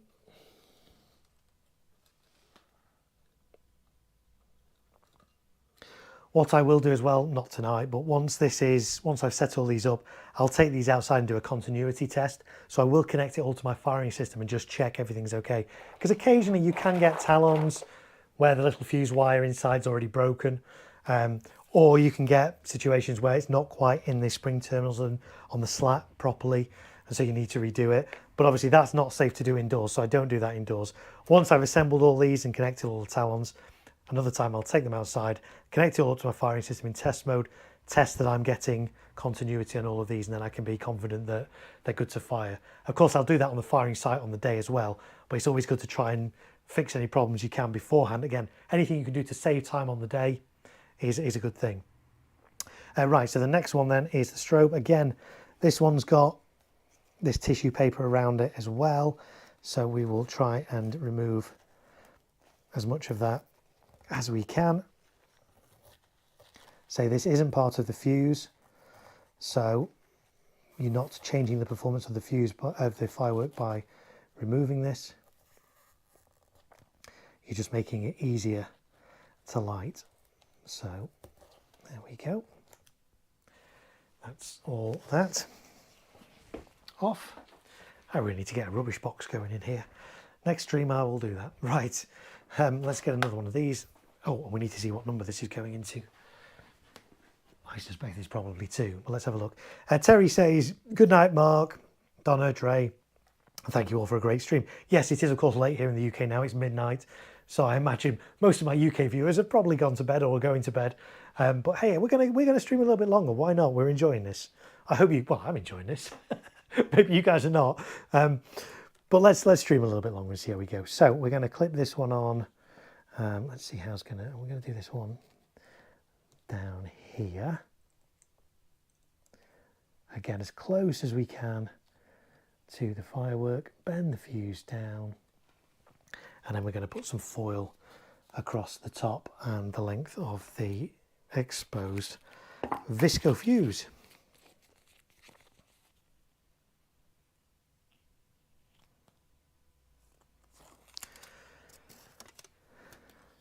So we'll go across the top like that.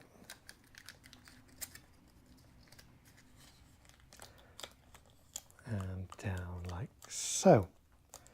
There we go. And then that one was going into number 2. The good thing about the T1 pyrotechnics is they already come with foil tops on, so you don't really need to do much else to them, which saves a lot of time. But consumer fireworks, yeah, they don't usually come with foil tops. Well, some of them do. This one here's got a foil top on, and this Yorkie fountain. So this is going into number 2.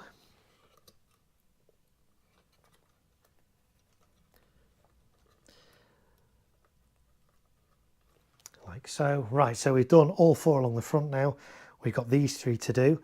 Now what I'm going to do, well, I still need to try and find the fuse on this one. I took the orange fuse cover off and I can't actually see the fuse. So let me get my little knife. I think the actual fuse, and this has got cellophane over as well. Let me see if I can, let me find another one to show you guys close up and you can see what I'm doing. Are they in that box? Are they in this box? There they are. So yeah, this one has like a cellophane over and then a foil top. The fuse is kind of underneath the cellophane. So you do have to cut through the cellophane to access the fuse on this one. So that's what I'm going to do now. With my little knife.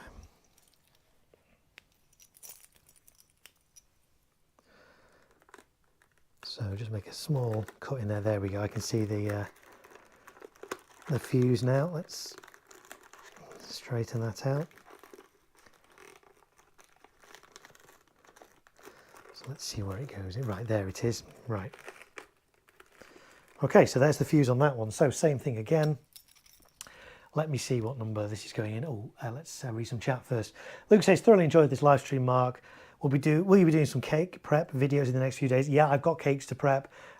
So I can't tell you exactly when I'm going to be doing that because obviously I've got displays and things coming up, but I will be doing more of these live streams of doing the behind the scenes kind of prep, and I will be prepping some cakes. I will be prepping some candles as well, and some wheels and things like that. So yeah, do subscribe and enable notifications. Then when I do go live, because I don't know when it's going to be, you'll get notified and you'll be able to watch the stream and, you know, hopefully enjoy it, maybe learn something as well.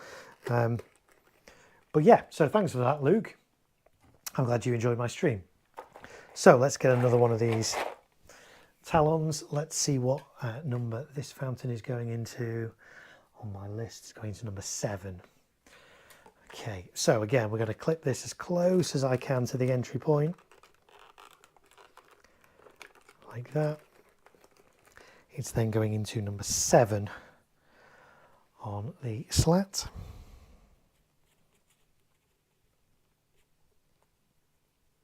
I say I'm going to upload the video of this display when I do it, so you'll then be able to see all these fountain tables in action. You might be able to spot different fountains, like, oh, that's that one, and that's the coloured flame, that's the strobe, and so yeah. Right, this one's going into 7, I think we said. So let's put that there. And that there, so that's 7. And again, I'm going to put a bit of foil tape over the top. It doesn't need an awful lot on this one because the fuse isn't that long. The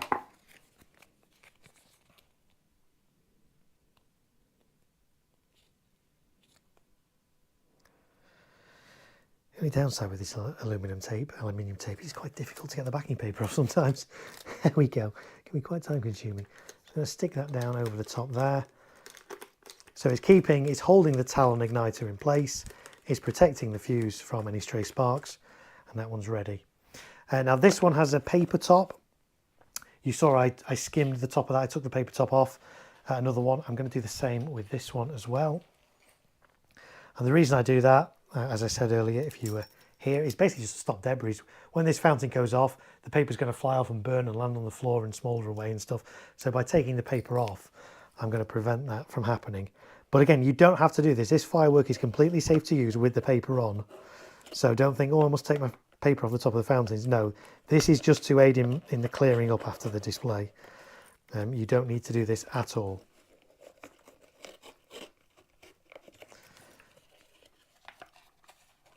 So we'll take that off there. Okay, now I will show you on the one that I'd already skimmed earlier. Because this fountain is basically a battery of fountains, so it has 3 different fountains inside. There's the fuse you light, and it's going to do this fountain first, and then light this fuse into this fountain, and then that fountain into that. So each fountain probably lasts, let me just see how long this firework lasts, 60 seconds. So each one of these will last about 20 seconds. Obviously though, because of the taking the paper top off, and even if the paper top was on, sparks from another fountain could burn through, smoulder through the paper top and ignite one or more of these fuses. So I'm going to clip an igniter, a talon igniter onto this fuse, but then I'm going to foil the whole top so the sparks can't get into any of this unit. So that's what I'm going to do next. So let's get a talon on it first, and well, let's work out what number it's going to go into. So it's going to go into number 6. Is that right? Have we got anything in 6 yet? No, that's a good sign. Okay, so I'll tell you what, I also don't like these. These do kind of, these move around quite a lot in there. I'll show you what so these fountains should all be kind of vertical. They're not attached at the bottom, so these can actually kind of go at a slight angle and fire out a slight angle. I don't want that. I want them to be going straight up. I'm not sure if that, no. Okay, well, I'll just have to, oh, actually, let's have a little look. I mean, it's not a big issue, but ideally I want these going vertically up and not out at random angles. So let's just have a little, yeah, okay, so the underside of these, I'm just taking a little bit of paper off the bottom of this one because it looks like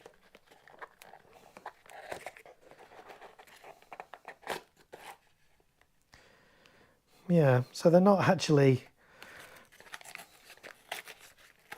I'll come and show the camera. The tubes are not actually attached to the bottom, so you can kind of see they're all a bit kind of loose, and that's why we're getting these strange angles. So, I kind of know what I want to do with these, but we might come back to those. Let's connect the other ones up for now.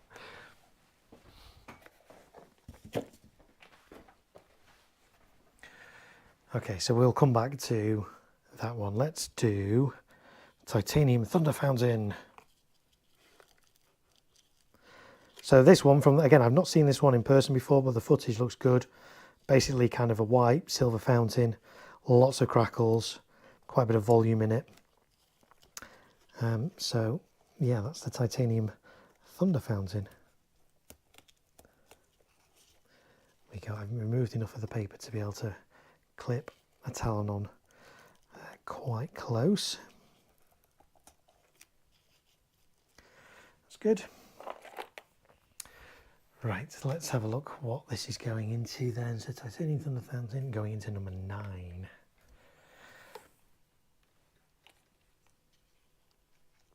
So we clip on, like so. I will actually just put a little bit of, I got any electrical tape down here. Actually, I could use a little bit of gaffer tape. Just because it's quite a narrow fountain, the talon's kind of sticking out a little bit at the side, so I'm just going to put a little bit of tape on just to hold the wire to the body of the fountain. It's a little bit further down, and that's just going to stop it from moving around. The talon, that is, the fountain's not moving because I've already taped that down, but there we go. It just keeps the talon in position, and then we'll put some foil over the top of this.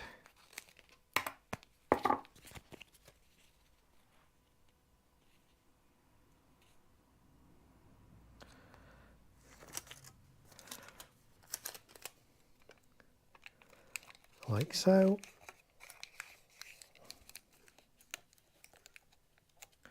That's that one done, that one done. Right, let's do Goldilocks. That's the big one here. So again, I'm going to remove this tissue paper around the fuse. I'm going to take a talon igniter and I'm going to put this into number... Actually, do you know what? I didn't even connect this one up. I'm getting ahead of myself. The titanium thunder fountain is going into 9. Let's do that one first and foremost.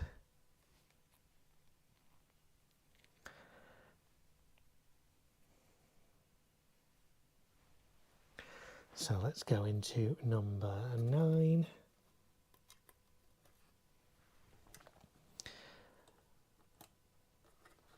That's in number 9. And then the Goldilocks fountain is going into number 8. So again, clip this on as close as I can get it to the entry point. I might put a bit of tape on this as well to hold it in because it's quite tall. Where did I put my... Oh, there it is. Put a little bit of tape on here just to hold this wire in place like that. And some foil over the top. And this was going into number 8.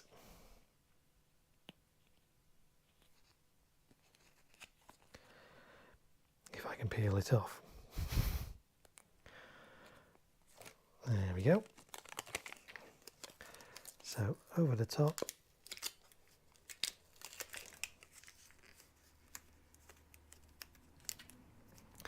Like so. We take this little bit of the orange cover off the cable, the wire, bend those in half to shorten them, and this is going into number 8 on my slat.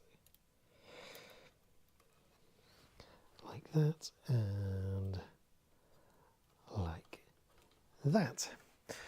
Right, let's do the popcorn fountain next. Again, this one's got a paper top on, so I'm just going to skim the paper off the top.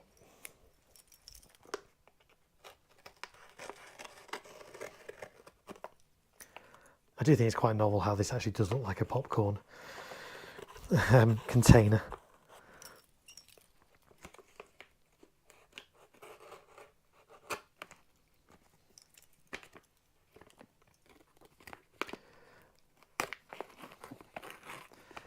Go. Okay, that's that done. Just take a little bit of this paper off there that I missed. That's good. So again, this is going to be one where I'm going to foil the whole top as well. But first of all, I'm going to put a talon igniter on it. And this one is going into 10. 10. So we'll put that over there like that. We'll probably tape along the side of this as well, because again, this is quite tall. I don't want the wires getting caught on anything when I transport this. So we'll just stick a little bit of tape across that. I can't remember what number this was going into. 10. Well, it is midnight, let's be fair. So, all right, let's put this into 10.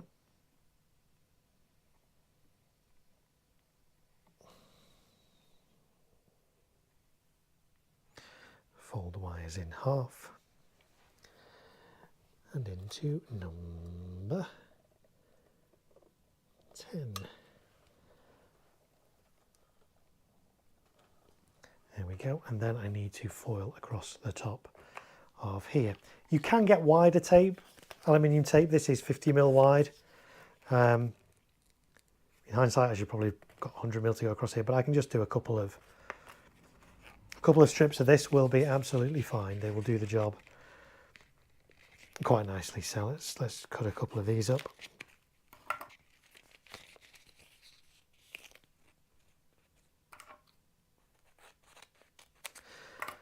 Like so. Try and peel the backing off. I should do a highlights video of this stream of just me peeling backing off aluminium foil, or trying to peel backing off aluminium foil.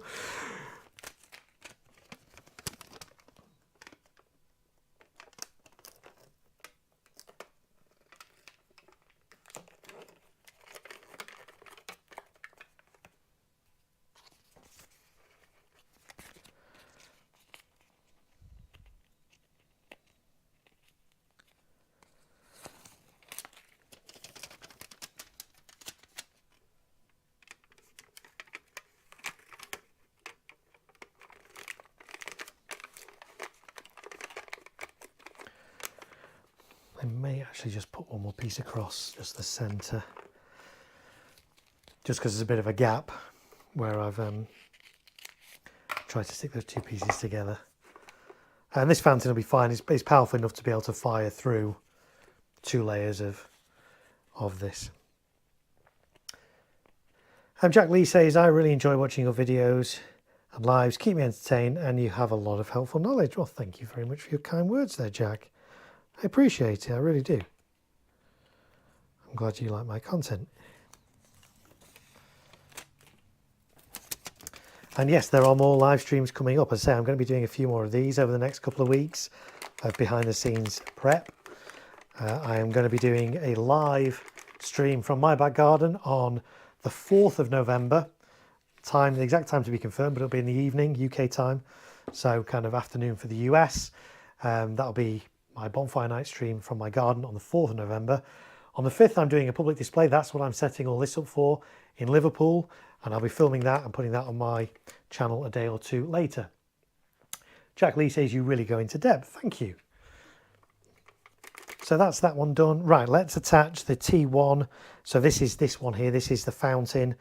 It's a lovely fountain. It starts off gold and transitions into silver. So this came with its own igniter. So I don't need to put a talon on this. I can just connect the igniter straight in, but I'm actually going to do that later. I'm going to leave that off for now. So yeah, that's kind of this board pretty much done. I know I need to look at this. It's oh so quiet. I need to try and work out a way to ensure that the 3 fountains in that stay vertical and don't go out of an angle. I've got some ideas, but I need to kind of play around with that, so I will do that off stream. Let's clear up. I do need to start a rubbish box. I keep saying that, and I don't actually do it, do I? Let's find a box I can use for rubbish. This one will do. I now have a rubbish box, which is useful. Let's put that down there, out of sight, but we can put rubbish in it. Like the top of the popcorn fountain and things like that. And all the little, oh, these are a nightmare. The little orange bits that you take off the end of the talon igniters, you take them off and it's like, now what do you do with them? You find little orange bits of plastic wire covers everywhere for weeks on end. So let's clear these up as we go. There we go. So the only things left to do on this board then now is do something with this oh so quiet. Work out how to attach a Catherine wheel on the front. Well, I know how to attach Catherine wheels. I don't mean it like that. There is going to be a Catherine wheel on the front. It's not going to be this one. It's going to be this big one, this Do the Twist one. A review of which and footage of which you can see on my channel because I fired one of these last month, I think it was now. It was the first time one had been fired in the UK and filmed. So this is a great Catherine wheel. Lovely, lovely, lovely. It's going to go on the front there, but I may kind of put a bit more wood on there and step this out a bit. In fact, I probably am going to do that, just so that it's not quite as close to these fountains there. So that's going to be going on the front of there at some point. Let me put that back in its box for now. And then I need to get the other T1. These are crackling comets. They're going to be part of the finale. They're going to be at an angle on each of these. So I need to work out a way to affix these. I need to work out what angle I'm going to do them at first, and then affix those on and get those in as well. So I'm not going to do that tonight because I still need to work on that. But there we go. We've got one fountain board pretty much done, and that's only taken an hour and 50. Jack says, what are you using the foil tape for? Okay, so the foil tape I'm using basically to protect the top of these fountains. What I'm trying to minimize is cross ignition. So cross ignition would be, for example, I light this fountain, the sparks from this fountain fall on one of the other fountains and light that before I'm actually ready for that to go. So putting foil tape on the top basically minimizes the chance of sparks from one fountain igniting another. But it's also, because it's quite strong stickiness on this, it also keeps the talon igniter in place. It holds that in place nice and securely so that I can't waggle around or fall off. So multiple uses, but that's basically what I'm using the foil tape for. I hope that makes sense. And this is just aluminium foil tape. You can get this in DIY shops, you can get it online. Good quality stuff. You can get it in a range of thicknesses as well. This is 50mm, 5 centimeters. I think you can get 75 and 100 as well. In fact, I may actually order some 100 to redo this and with one piece rather than 3, but we'll see. Jack says, yeah, it makes sense because the fountains are very close to each other. Yeah, normally if you're just doing stuff in your back garden, you know, you can have your fountains further apart or whatever. It's not an issue. This is a display. Space is quite limited. I didn't want to have massive fountain tables because I've got 5 of these. These are going to be, they're not going to be this close together on the firing site. I think they're going to be 4 meters, 4.5 meters apart. So it's going to span across like a 20-meter frontage on my display. So I wanted to have the different sections. So I wanted these to be quite compact. I'm happy with these. They're not actually touching any. There's enough space between them. Some of the effects are really quite narrow. For example, this is just a flame. So that's going to be a little coloured flame here. That's not going to cross ignite with anything. Some of these other ones, like this one's quite vigorous. This one's fairly straight up, but again, it might have some fallout that lands on here. So the foil is just to protect things as much as I can. You can never 100% guarantee there's not going to be cross ignition. There may well be. It's a risk, but I'm happy with it. It's not, when I say it's a risk, it's not a risk to safety. It's just a risk of a fountain might go off before I expect it to. So that's why I do that. Jack says, I've done 2 pro shows, they're still sort of new. Yeah, so when you're doing pro shows, if you're using Cat 4 stuff in pro shows, Cat 4 stuff, a bit like the T1 stuff, tends to come foiled. So the cakes and the single shots, like these ones, these aren't Cat 4, these are only T1s, but they have a foil top on already. So you don't need to put extra foil on. But it's the same kind of principle to stop cross ignition, or to, well, to minimise the chance of cross ignition. So yes, that's one of my fountain tables, kind of pretty much done. Luke says, I'm off, looking forward to having that notification for the next live stream sometime soon. Have fun crewing over the next few weeks and take care, mate. Thank you a lot, Luke. Sorry, I'll say that again. Thanks a lot, Luke. I appreciate your company tonight. Thanks for watching. I hope it's been entertaining and enjoyable, and I will see you back on the streams soon. Thank you very much and have a great night. So that's that one kind of pretty much done. What do we reckon? Shall we do another one? What single shots are they, says Jack Lee? Okay, so these are T1, so they're theatrical pyrotechnics. These are crackle mines. 8.2 grams of NEC, category T1. Safety distance in direction of effect 20 meters. Radial safety distance 8 meters. So spectators need to be 8 meters away, and you need to have 20 meters clearance in the direction of fire. So these are category T1. So theatrical pyrotechnics, and these are crackle mines. And there's going to be 15 of those in this display across the front. They're all going to go off together at the end as part of the finale. So that should be good. I'm looking forward to that. I always like to do a slightly different finale each year. Well, I never do the same display twice. I've always got different things in. Some of these are like this fountain I've used before in a display. I think I used that in the same display last year. I used the strobe. All the other fountains on here I've not used before in displays. So that'll be a first. I like to mix it up a bit. I like to do a bit of a different finale each time. So my finale this year, I don't want to give it away. I'm not going to give it away, but it's going to involve the single shots as part of that. Are they classic? No, they're not classic. They are, I think they're Imperial Lotus. Let me have a little look.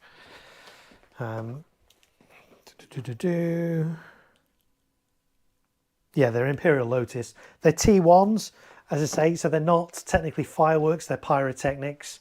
So you can get those from pyrotechnic supplies. You won't be able to get those in your supermarket or most firework retailers. Some firework retailers will have pyrotechnics, so do ask. So yeah, what do we think? It's midnight. Have we got time to do one more board? What do you reckon, guys? Have you had enough, or should we do another one? Let me know in the chat. What do you think? Do you want some more? Should we do another one of these really quickly and see if we can do it in less than 2 hours? The next one. Let's see what you guys think. I will clear some space over here in case you guys would like me to do one. Let's move that over here.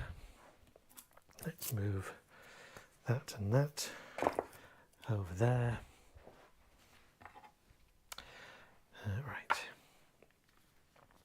Jack says, yeah, one more board. Okay, so we'll do A, because A is pretty much an exact copy of what's going on here. The only difference being that this flame is not going to be yellow on that board, it's going to be another colour. In fact, you know what? I'm going to let you guys choose what colour goes on that board.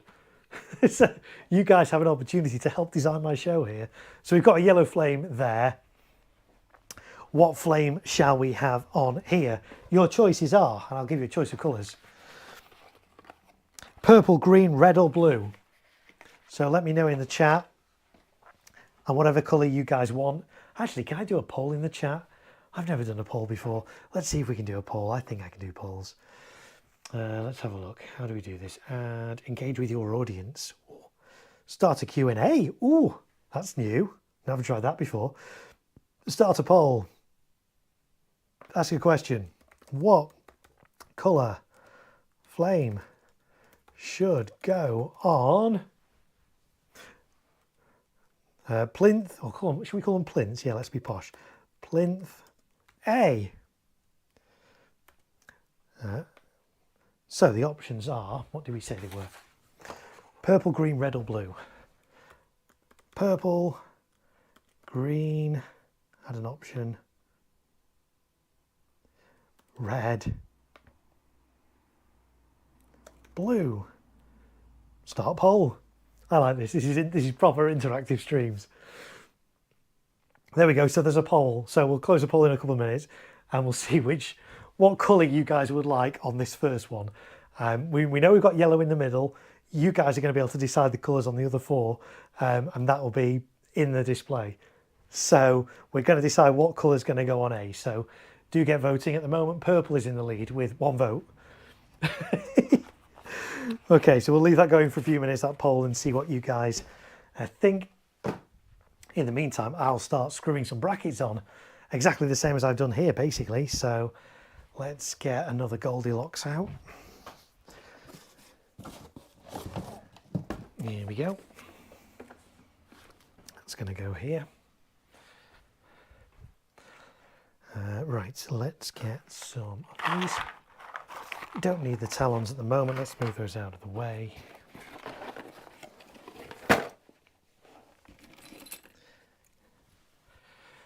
Right, so we did one at the back here. First of all,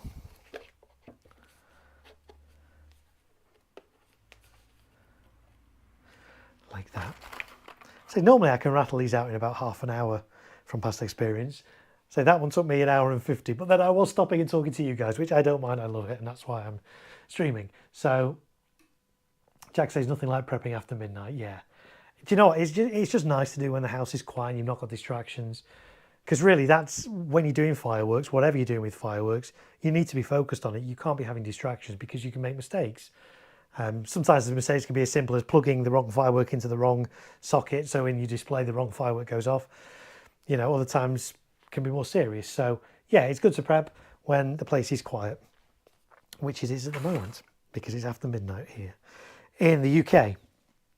Right, where's my drill? Here. So purple is still, people are still going for purple. Okay, well, if that's what you guys want, then purple it may be, but there's still time to vote if you're just tuning in and wondering what's he talking about. So these are going to be across the front of my firework display. They're going to be further apart. They're going to be about 4 meters apart. There's going to be a coloured flame on each during the display, a different colour on each. We've already got yellow on this one. You guys get to decide what colour is going on this very first plinth. So this is going to be on the left hand, the far left of the display as the audience look at it. And there's a poll going on at the moment where you guys can choose. How much NEC is there in total in this show? That's a very good question. I do have it all on a spreadsheet, but I haven't totted it up yet. I will tot that up for the next live stream and answer it then, because I haven't done it yet. But we can work out what's in one of these as we go, and we set this one up. We'll look at the NECs, and maybe one of you guys can keep a running total of what NEC we've got just on one of these. This, for example, this Goldilocks fountain is 200 grams of NEC in that alone. So NEC, net explosive content, basically how much explosives there are in each firework. Legally, it has to be written on every firework along with the category. So you can always find out the NEC of fireworks in the UK because it has to say on them what they are. Okay, there's the first bracket, the first of 18. Let's work out where the second one's going. Second one is going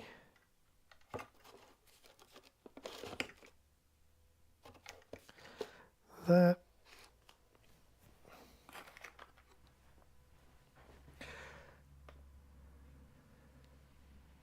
So there's been 3 votes so far, 3 votes in the poll, and everybody's gone for purple. Okay.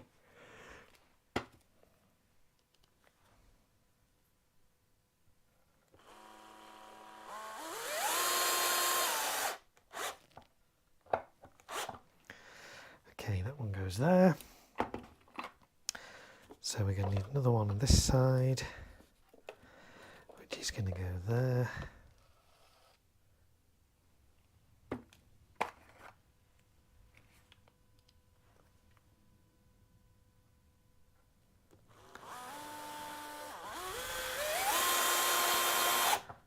Like so. I'm going to tighten this up because it's moving around a little bit. There we go. Purple, yellow and blue are best firework colours in my opinion. Yeah, that's a good, what's your favourite firework colour? My favourite firework colour is blue, only because it's one of the hardest colours to produce in fireworks because of the chemicals involved. And really, 20 odd years ago, blues in fireworks were really dim. You could hardly see it. If it was a blue firework, you'd really have to strain to see it. Today, blues in fireworks are quite spectacular. And actually, that's one of the things I like about this Goldilocks fountain. If you've not seen the footage of this one, search Goldilocks on my channel because there's footage of it. This is a lovely golden fountain, but it's got some lovely blue in it as well. I really like it.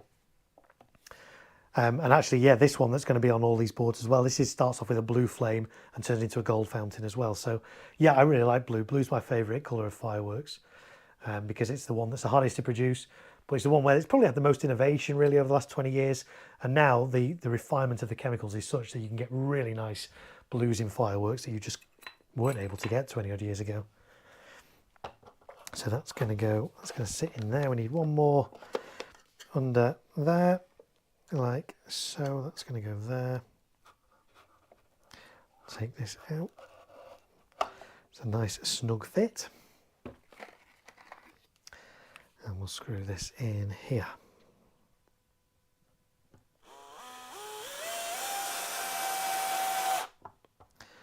There we go. So Goldilocks is done. So 200 grams. If somebody's keeping a tally on NEC content, that would be good. So that's going in there. And I'm just going to bend in these brackets. If you weren't here earlier and you're wondering what's he using, these are shelving brackets. You can get these in hardware stores, DIY stores. I think I got these off Amazon. 50 mil, 2 screw holes in each. I tend to just use one, gives me a bit more movement. But yeah, the zinc plated steel, I think. So let's see what people are saying in the chat. Let me get rid of this poll out of the way so I can see the chat. Imperial 3-inch gold to blue. Yes, that was a good mine, wasn't it? The Imperial. Oh. Yes, there used to be some really good mines around. Imperial 3-inch gold, a blue to gold rain mine. That was good. Yeah, that was a nice piece. Right, so we're folding these in to keep this firework in place. That's actually pretty secure as it is. And again, I'm going to tape round that in a minute. Let's get some more brackets in. Let's do the brackets for the popcorn fountain next. So the popcorn fountain, let me find one. Popcorn fountain by Vulcan. The NEC on this net explosive content is 136 grams. So we're up to 236 so far with just these two fountains. Okay, so yeah, I don't think I told you what the effects were in here as well. Let's see what the description is. So it lasts 40 seconds. It's got a 2-meter height according to this. The effects are silver, silk sparks and red sparks, silver flower sparks and yellow sparks, big dragon sparks. This is loud and big from what I've seen. So having 5 of these go off along the front of the display is going to look, all being well, quite epic. So yeah, popcorn fountain is going here. We'll use 4 brackets again on this. See how I did it on there? Yeah, I did it like that. Okay, so 1,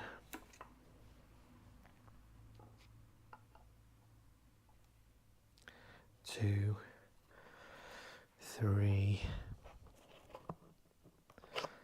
That one's a bit bent. Let's get one that's not bent.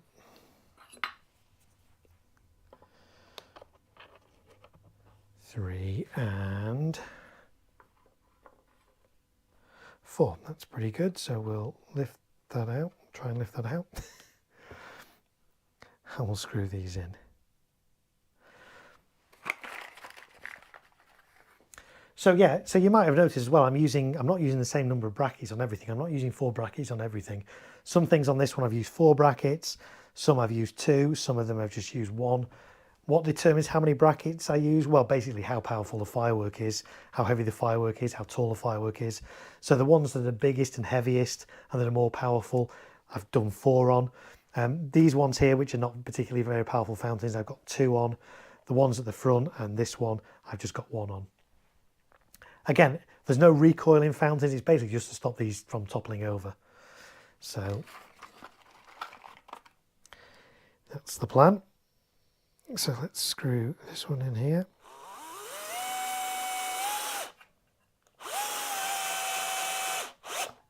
One.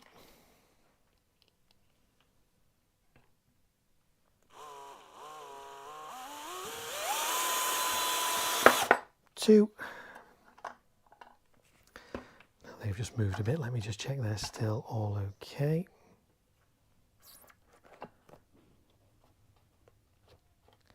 Yeah, they look all right. So we'll do number 3.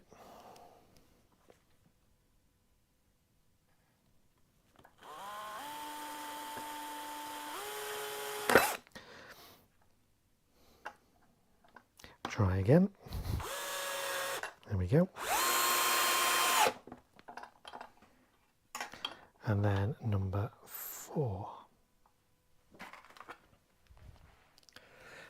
Oh, we've got more people voting now. Oh, we've got 80% say purple, 20% say green. If you're just tuning in thinking, what are we talking about? We're going to talk about the colour flames that are going on each of these 5. We've got a yellow one here. We're deciding what colour is going to go on this one. It's a choice between purple, green, red and blue. At the moment, purple is in the lead.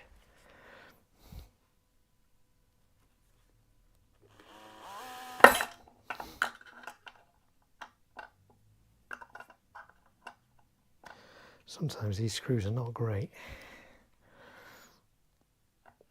Well, actually, I blame the screws. It's probably the wood, to be fair. There's quite a lot of knots in the wood because it is only cheap wood.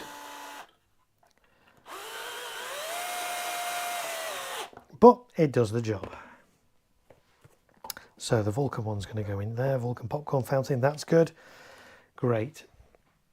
Next, let's do the T1 gold to silver fountain. So that's one of these.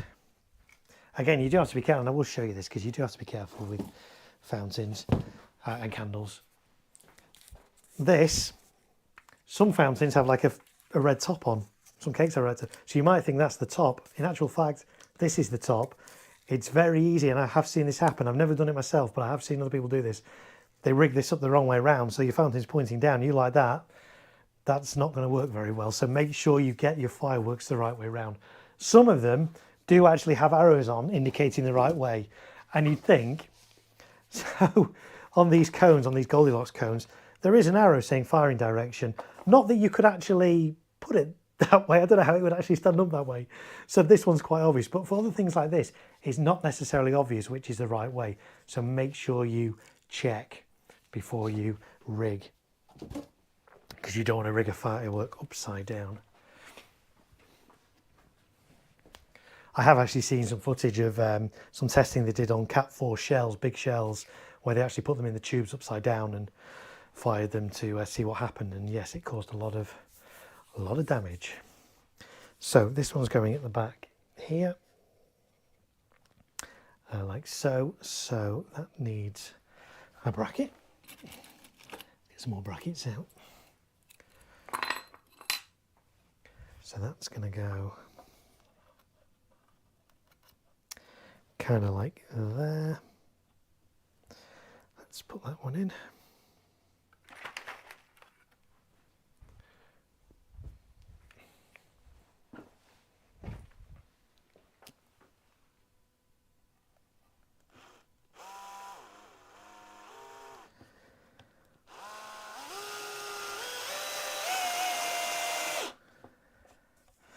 Like so. That's good. Just bend that around a little bit. Let me just undo that a touch.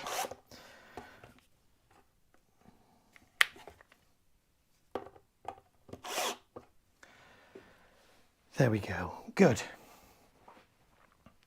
So next we need It's Oh So Quiet,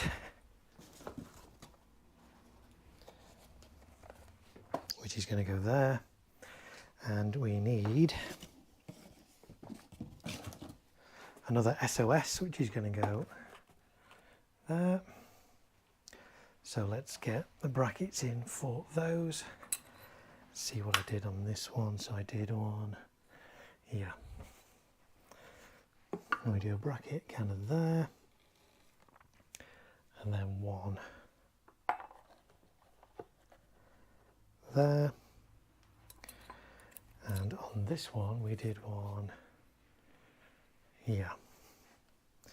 So we did one there, and we did one there. Okay, let's screw those in then. Let's move those out of the way without moving the brackets. Let's see how the vote's going. Yeah, we're still 80% purple. I think it's looking like it's going to be purple on this one.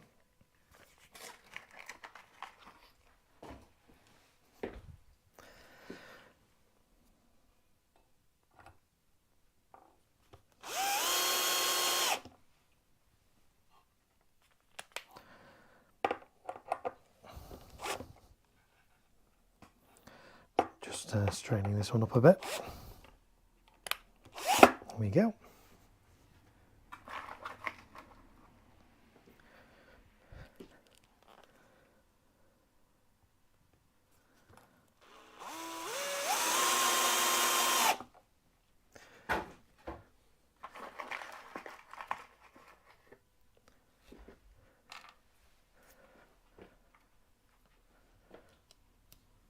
Hope you guys can still see me. Yeah, I'm just about in shot, aren't I? I tried to get a shot that would get all 5 of these plinths in, but I realise I'm standing a little bit off centre to them.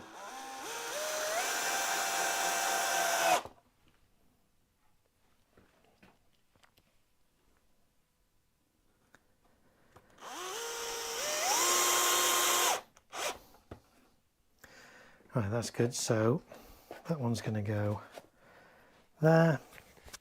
That one's going to go nicely there. What do I need to do next? Oh, the titanium thunder fountain. Let's find another one of those.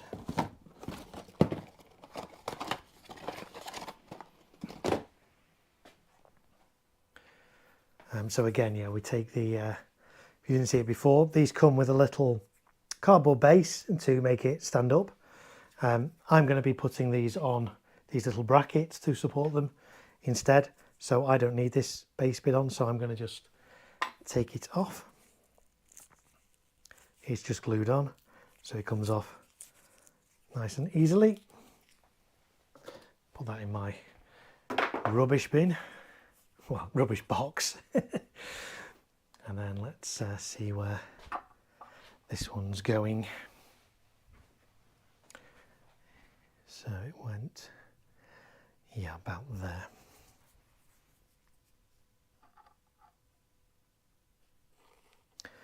Yep, it's good there. Going to come around this side and do it. Actually, that's a bit of an angled one as well. Oh, that was the angled one from before. Let's do this one.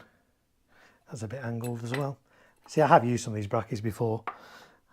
Just nice to have a nice straight one for this. So we'll screw this in here.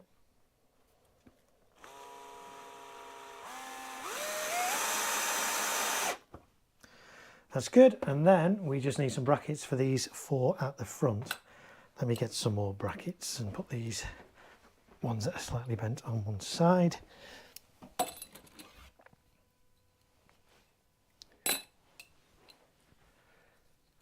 Oh, we've still got 9 people watching as well, so thank you guys for staying with me, staying up if it's if you're in the UK and it's now 10 to 1 in the morning.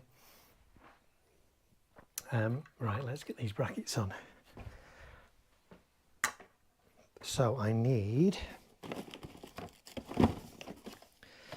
the little red and blue fountains. These red and blue fountains are from Yorgi JF21. They come in a box of 4, 2 blue and 2 red.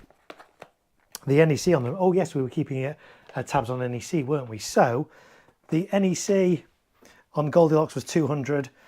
This one was 136. The T1 fountain is 155. SOS is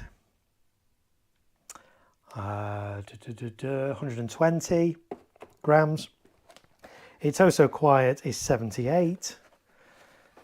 These little red and green ones are, let's have a look, 7 grams each. 7 grams, so 7 there and another 7 there. I hope somebody's adding all this up. Don't worry if you're not. I do have all this on a spreadsheet and I will calculate it for the next stream. And then we also need a strobe. Let me find the strobes. We got a strobe. And then let's see, let's close the poll. Let's see what the winning coloured flame is going to be on this plinth. Okay, it's going to be purple with 80% of the votes. I'm going to end the poll then now. End poll.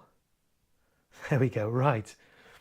So 80% of you want a purple flame on this one, so we're going to do a purple flame. And when you watch the footage of this display, you'll be able to see the purple flame and go, ah, I chose that one. So there's the purple one. So purple flame there. Let's get some brackets in place for these.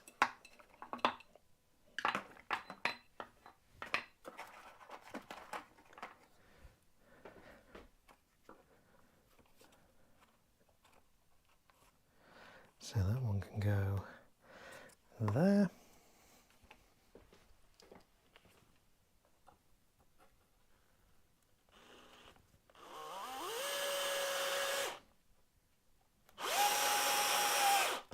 Like so for the red fountain. The blue one is going to go here for the blue one. Let's get another screw. Sorry, I've got my back to you. It's very rude, isn't it? I do apologise. It's just easier to do this at the front than it is to try and reach over all these popcorn fountains and things to get this.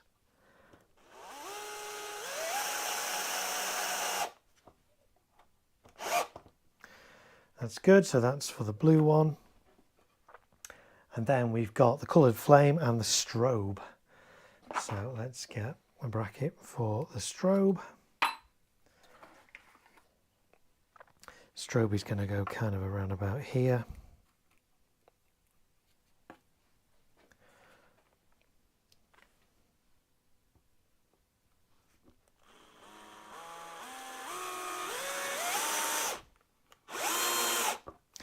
Like that. And then, viewer's choice, purple Bengal flame.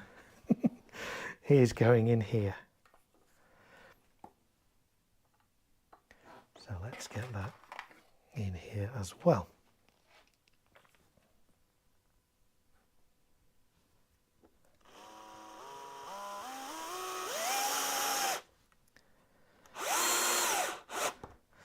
And there we go, that's all our brackets done for this board. So, next we'll start taping them up. So thank you if you're still watching as well. 8 people watching at the moment. This stream's been going on for 2.5 hours now. Can you believe it? Wow, has it been 2.5 hours? Wow, time does fly. 10 people watching, in fact. 10 people, wow, we're going up. So if you're just joining us for the first time thinking, what's this all about? Let's do a quick recap. So I'm prepping fireworks, fountain tables for a public firework display I'm doing in a few weeks' time on bonfire night. These are going to be across the front of the display. There's not a lot of space on site where I do it, so I can't use some of the big fireworks, so I concentrate on smaller fireworks. This is going to be the front. There's going to be 5 of these fountain tables. They're going to be about 4 or 5 meters apart, so 20 meters across the front of the display with various different fountains and things going on. So I'm doing quite a lot of the prep now to save me having to do it all on the day. So we've already prepped one. If you've not seen this and want to rewind it, you can rewind the stream and watch it, but actually I'm doing exactly the same again now over here. So you're very welcome. Please say hello in the chat as well. I'll say hello back. I don't bite. So, right, let's start looking at some of these. Let's move. We don't need that at the moment. Let's get that out of the way. We do need the gaffer tape. We don't need the screws right now. They can go over there in the brackets. And those spare screws there. So let's, where should we start? We start with Goldilocks, I think. So we'll take some of these other ones off for now, just to give us a bit more space whilst we work here. I don't know why I'm saying we, there's only me. There's only me here. It's the royal we. Okay, so Goldilocks. So we've got 4 of these brackets around it. I'm just going to bend them in again like I did on the other one, and this is just to stop this firework from falling out. That's pretty good. That's not going to come out. And then I'm going to tape around it with duct tape, gaffer tape, whatever you want to call it. So if you don't have this, you can use parcel tape. But I am just going to go around here like this, all the way around. So this is going over the 4 brackets, the shelving brackets I've used. So this is sticking both to the shelving brackets and to the body of the fountain itself as well. The T1 fountain next. I need to cut the igniter off again on this. If I can find my knife, there it is, it's over here. So yeah, it comes with an igniter, it's pre-wired T1 theatrical pyrotechnic here.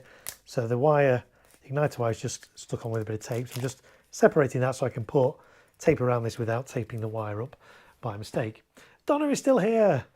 We were getting ice cream. Oh, do you know what? I could actually go for ice cream now, even though it's 1 o'clock in the morning here.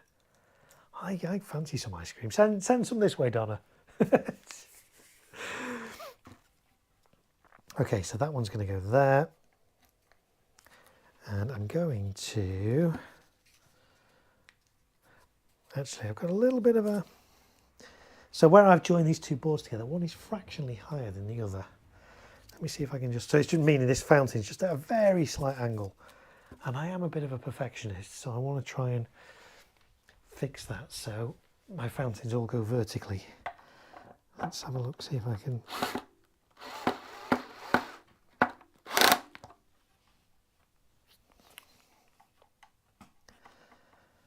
see if that's made any difference.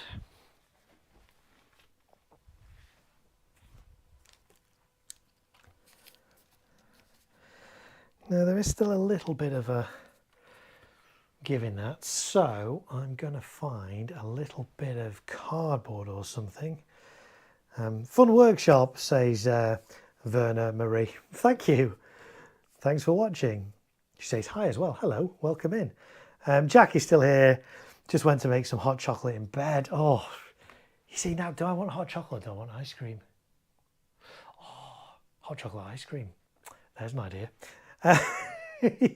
Right, what was I doing? I'm going to find a bit of cardboard from somewhere to put under this fountain. Actually, what I could do, the other thing I could do, I could use a little bit of gaffer tape, fold it over. So yeah, what I'm doing, so these boards I made, I can't really show you one because they've all got stuff on. It's basically rough sawn timber like this that I've kind of chopped in half and put side by side to make these square things. So obviously there's a bit of a join in the middle where these two pieces go. And on this one, at the back, one is fractionally higher than the other. So it means where I'm putting this fountain, the fountain isn't going perfectly vertical. It's just got a slight tilt on it. So I am just going to remedy that with either some cardboard or, actually no, I have got some cardboard. I can use a bit of cardboard from the box for these red and green, red and blue fountains. So let me find my scissors. It's actually quite nice having all these. It's a good height to work at this. I like having those little mini tables. So I'm just going to cut a bit of this cardboard off. Like so. Verna's just made hot cocoa too. Oh. See, it's actually been quite mild here today. It's not quite kind of the weather for hot chocolate. It does feel like more of an ice cream kind of time of day, but hey. Right, so let's fold this out. I don't need a lot of cardboard here, just a little bit to...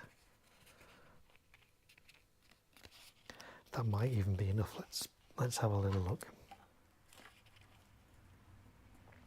Yeah, see, that's pretty good. I might just do one more little fold in there.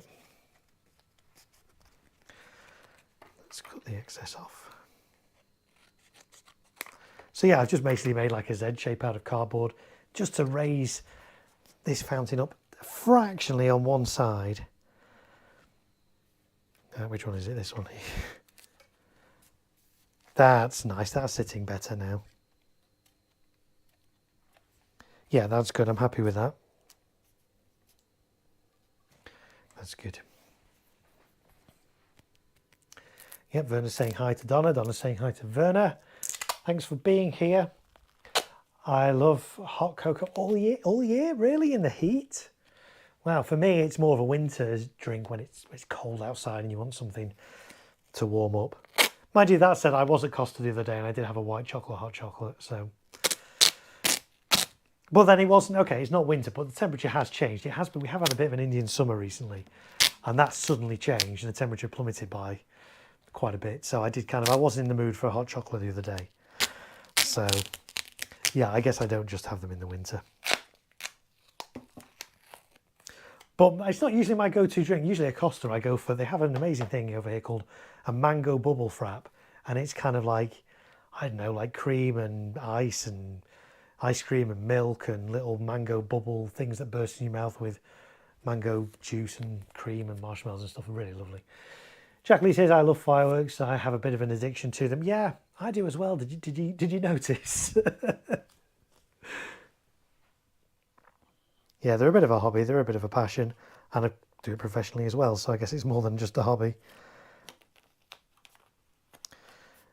Right, there's that T1. One in. With a bit of cardboard, I'm just going to stick that bit of cardboard down as well, keep that in place, stop that falling out. That's good. I'm happy with that.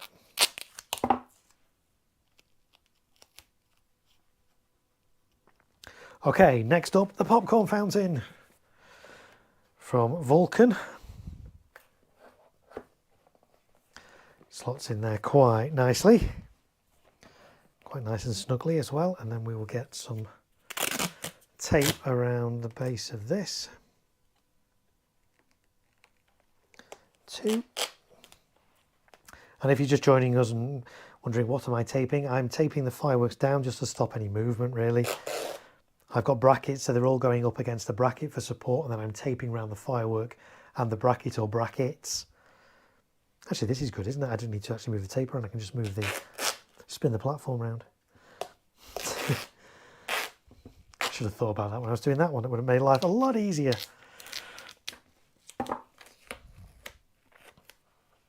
Okay, there we go. That's the popcorn fountain nicely in position. And next up, let's do this one whilst it's easy to get to. This is the titanium thunder fountain. Oh, I don't think we looked at the NEC of this one, did we? This is 18 grams. 18 grams. So that's going to go there. And we'll take this one up as well.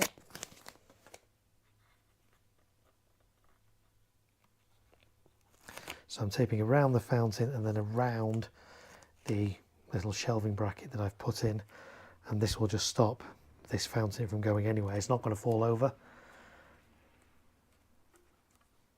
There we go. SOS next is this fountain, and that's going to go in there and there. Also quite, I'm going to come back to say I am going to look at this off stream and see if I can find a way to make these go a bit more vertical. If you're just joining us, basically this is a battery of fountains. So there's 3 fountains inside, but they're not supported at the bottom, so I'm concerned that they're not going to all fire straight up. Some of them are going to go off at angles, and I don't want them. I want them all to go straight up. So I'm going to look at that separately. So I'm not going to tape that one in just yet, but I can tape in the SOS fountain here, like so.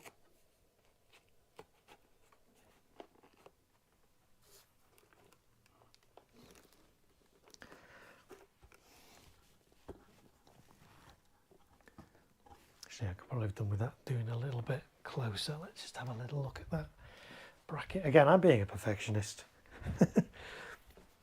Probably don't need to be.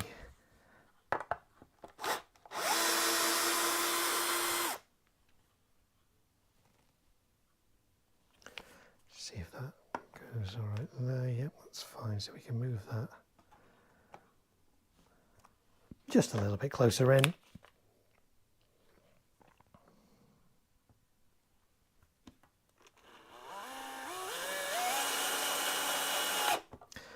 That's good, that's better.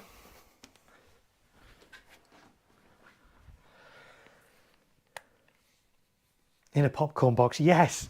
Yeah, I did.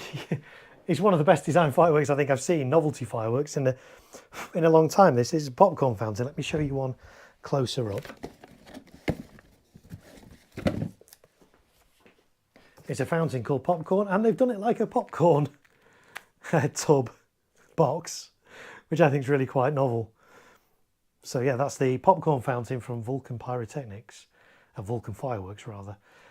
Lasts 40 seconds, it has a 2-meter height, 3 different effects in it according to this. Silver silk sparks and red sparks, silver flower sparks and yellow sparks, and big dragon sparks.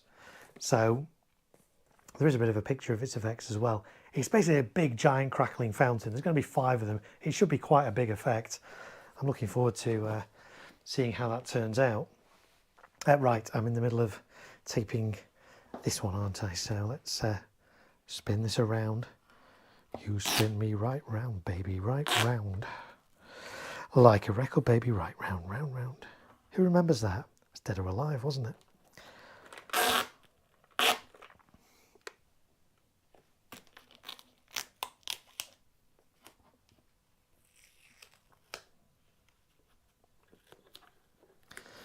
That goes around there.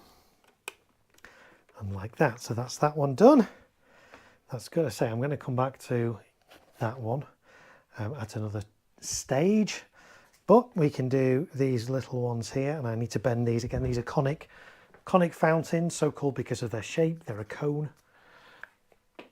so I need to just bend these brackets, which are normally 90 degrees, bend them in a touch, that's pretty good. Yep, that one's good. Let's bend this one in a touch as well. Great. So the red one's going to go here. And the blue one's going to go there. So let's do the red one. And again, if you missed it earlier, I always do a bracket at the front of the firework rather than at the back. Why?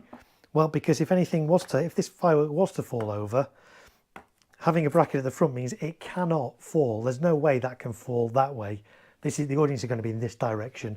So putting a bracket there means this can't fall. If this was to fall, it would either fall to the side or fall backwards. It cannot fall forwards towards the audience by having this bracket in the front. So let's put some tape around the red one.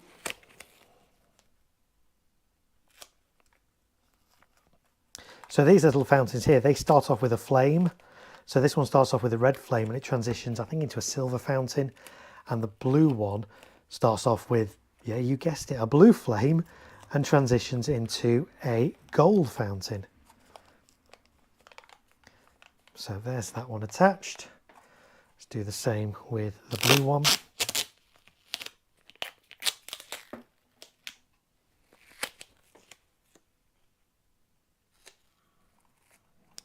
So like that, nice and secure all the way round.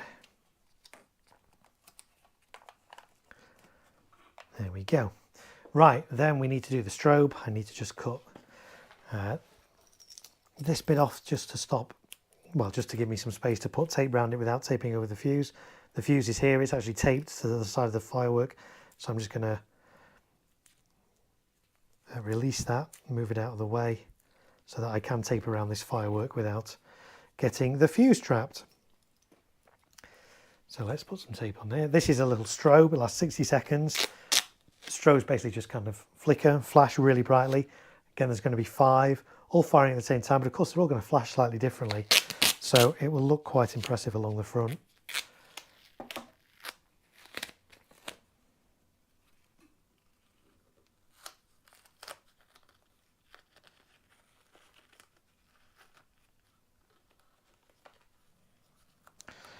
There's the strobe. And then last but not least, viewer's choice. This is a purple flare, Bengal flame. Basically, it's going to do a coloured flame. This one's going to be purple. And you guys have chosen to have that on this platform. So we've got a yellow one there. We've still got a red, green and blue to go on the other ones. And you guys will get to choose those again. Probably on another stream, because I don't think I'm going to get any more of these done tonight after this one. So we will tape this up here.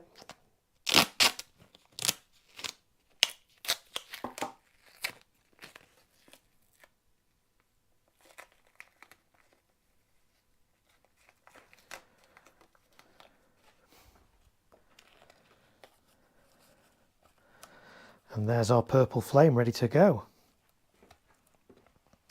So next thing we do, well, I'm going to reach out first because I've been neglecting it. Let's have a look. What have I missed? Jack says, I can't remember what effects that one has. Was that the popcorn one? In which case I read that out. So hopefully you heard that. If not, silver silk sparks and red sparks, silver flower sparks and yellow sparks, and big dragon sparks in the popcorn fountain. Verna says, so fun. Jack says it's like microwaving popcorn, though I wonder what happens if you microwave that popcorn. I would not suggest putting any sort of firework in a microwave.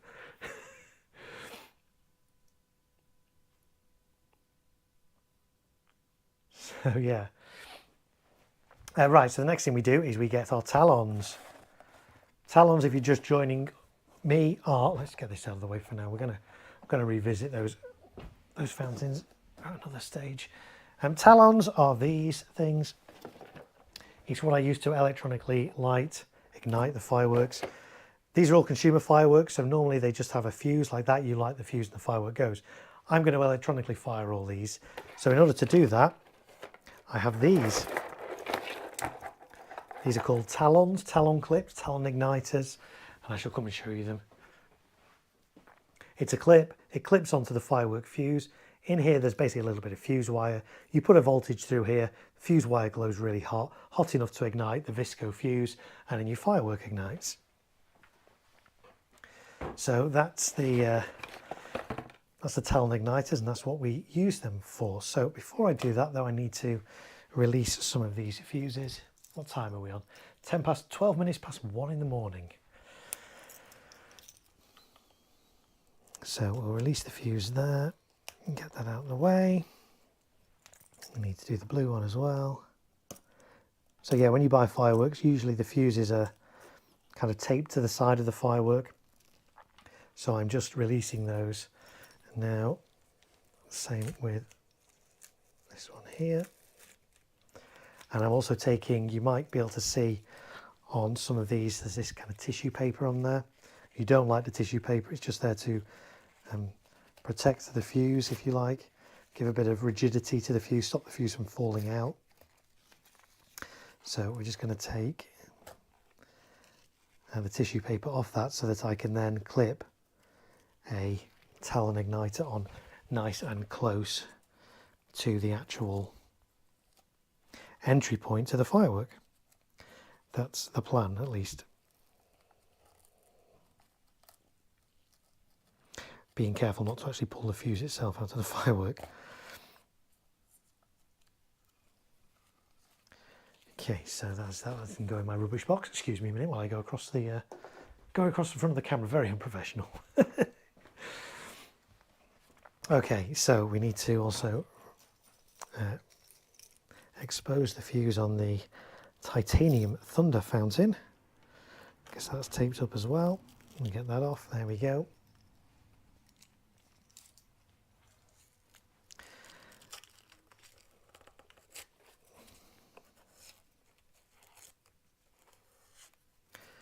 And we get rid of the tissue paper on that.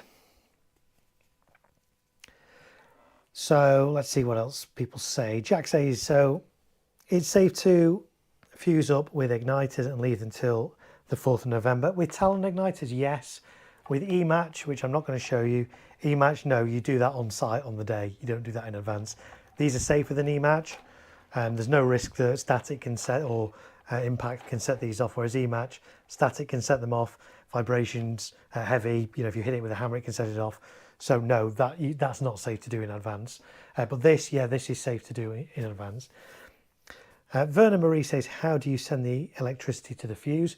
So on the rear of these fountain tables, if I turn one round, you might be able to see there's this little thing here. It's like speaker terminals, it's a terminal strip. It's got 12 channels, so I can connect 12 fireworks to that, and then I run a cable, basically it's an internet cable, a network cable, from that to my firing system, and that sends voltage down. It's all computer controlled, and it lights the fireworks as and when I want them to go off.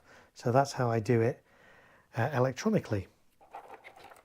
Right, I need to find the fuse in this one. Let's put that in the rubbish box.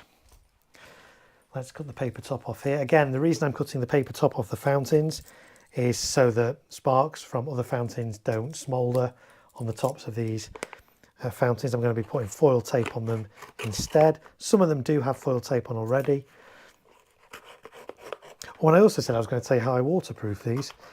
I never got round to it. Normally, I waterproof fireworks individually. For something like this, though, where all the fireworks are close together, I have basically got, and I will show you what they are.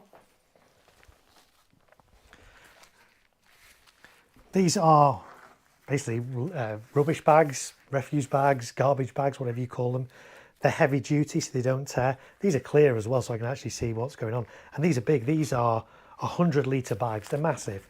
Basically, I can put a bag over the whole of this. It's then waterproof. Rockets, not rockets, fountains would actually fire through that. And if it's raining, I'll probably leave it on. If it's not raining, I'll probably take the cover off before we go. But yeah, that's how I waterproof fireworks like this. Kegs, I waterproof individually, and I'll no doubt do another stream on those within the next couple of weeks. Jack says, okay, I'll leave the E-Match. Yes, I never E-Match like this. I never E-Match indoors for starters, but I never E-Match in advance if I'm transporting stuff. I'll always E-Match on site on the day. There will actually be, I think there probably will be a few fireworks in this, not the fountains. There will be a few things that are rematched in this display, but the fountains, no, are all done on talons. Jack WAFC says, are you using rockets in your display? No, I'm not. Rockets, you will very rarely find rockets used in any form of professional or public display. They're just too unpredictable. They can go in different directions. Rocket sticks can fall on people.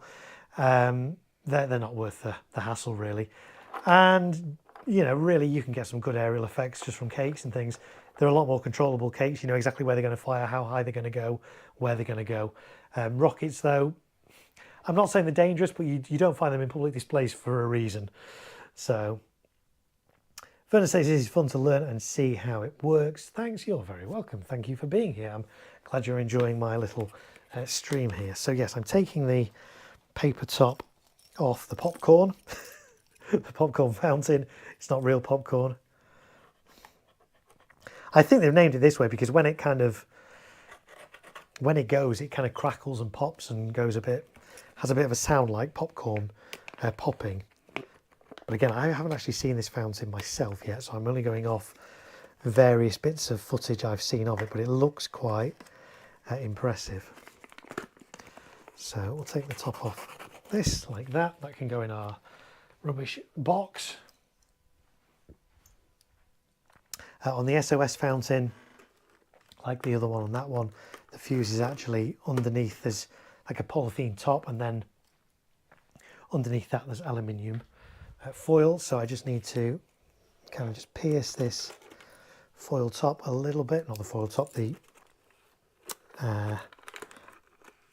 plastic cover, to expose this fuse like that.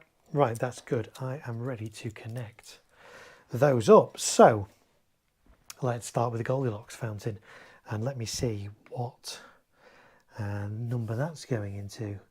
That's going into 8. So we get a talon igniter, talon clip, whatever you want to call them. This clips on the fuse. Oh, I need to get rid of this tissue paper just to make it easier for me to clip on.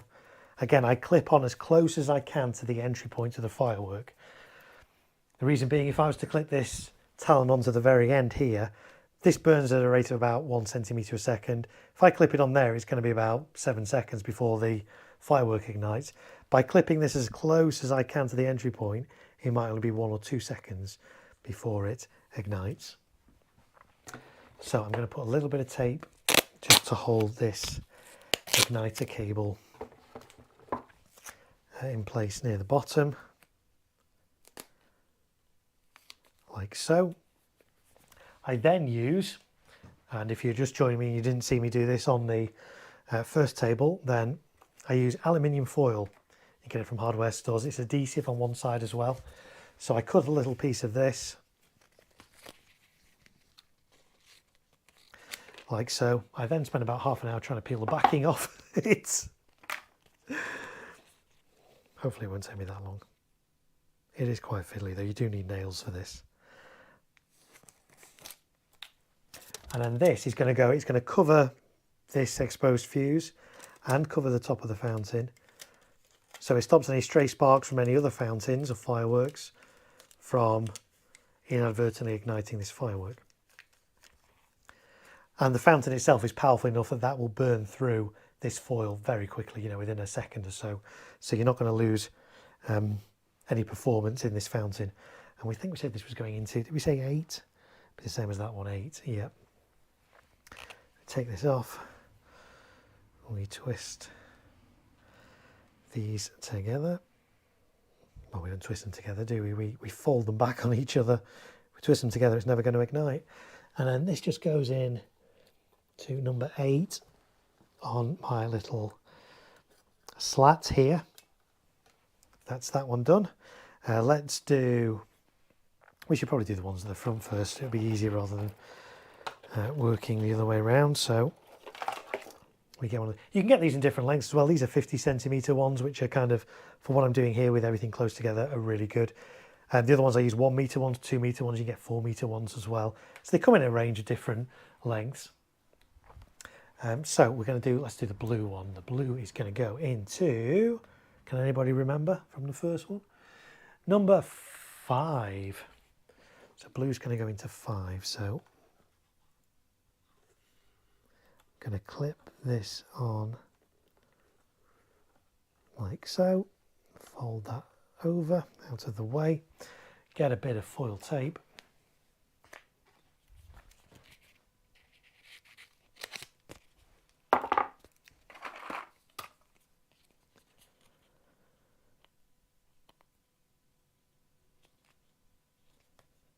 try and peel the backing off.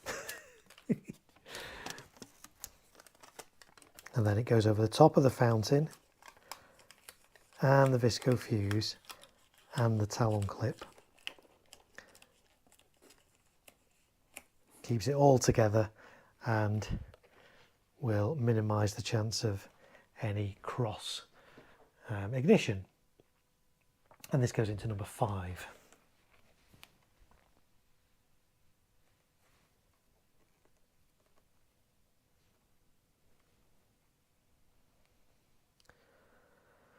So let's put this one into number 5 down here.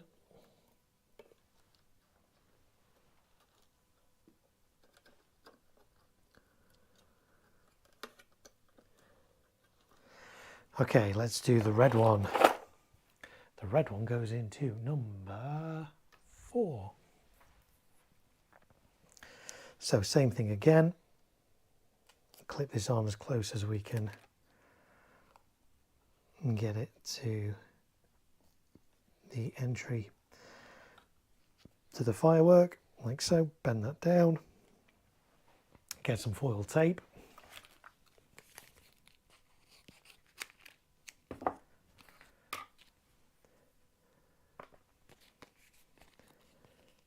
There's still 8 people watching as well. Thank you everybody for being here. If you've been watching a while or if you've just tuned in, thank you for being here. If you are new to my channel as well, do consider subscribing if you like fireworks. If this is kind of a fun stream for you guys, I'm going to be doing some more of these over the next couple of weeks because I've got quite a lot to prepare for this display and quite a lot that I can do in advance. I mean, I've still got another 3 of these fountain tables to do. I'm not going to be doing those tonight though because it is now 1:25 in the morning. And my daughter will be waking me up in about 4 hours. So, but yeah, over the next couple of weeks, I will be doing more of these. I'll be prepping some cakes as well. So if you want to learn all about prepping cakes, I'll be prepping some Roman candles as well, various different things. So will the wire clip be damaged or are they reusable? No, you can only use them once. Let me see if I can find one that's been used. No, I threw some away before they've been used. No, you can only use them once. They do effectively melt. They're basically plastic. And so the heat of the firework will melt those. You can only use them once. They're single use on these. They're not that, well, depending on what length you go for and depending on how many you buy at a time, they can work out quite expensive if you only buy really long ones and you only buy like 20 of them. If you buy a lot of them, they can work out about 30, 40, 50 pence a time. Obviously that's, you need to convert that to dollars. So what's that? That's probably about 70, 80, 90 cents of an igniter. But again, if you buy them in bulk, they're not too bad. So that's that. Oh, I didn't plug that one in. That was going into number 4, I think. I say I need to check them, so I can't risk plugging it into the wrong one and then it goes off at the wrong time. So yeah, it was 4. Donna's finding this quite informative. Thank you. Jack Lee says, when's the next stream? I don't know. I'm pretty busy over the next couple of weeks with various different firework events. I'm doing one tomorrow night.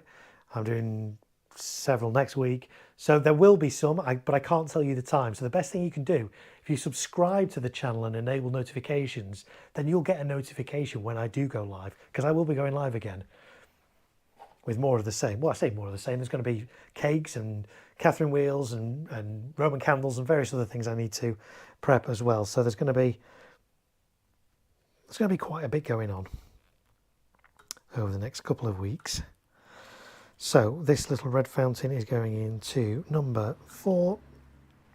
If I can separate the wires, that is, there we go. Separate them, fold them in half because they are quite long, like that. And this is going into number 4 on here. That's good. Right, what else have we got at the front? We've got the strobe. Let's take the this tissue paper off the actual fuse to expose it. Oh, and the fuse has just come out of that one. That's okay. That should still be okay because I can take that off. In fact, I'm going to do that. I'm going to do this one first. See, that's why you have the tissue paper around it. It kind of holds the fuse in place. When you take that out, it can make the fuse come out, which is what's happened here. But I think it's going to be okay because I think I can put that on, tape this down well, and I think it will still be fine. So let me get some foil tape over that one. And Verna's finding it interesting as well. Well, thank you. It's educational and it's entertaining. Edutainment, let's call it that. So it's educational and entertaining. Edutainment. Let's smash the two words together.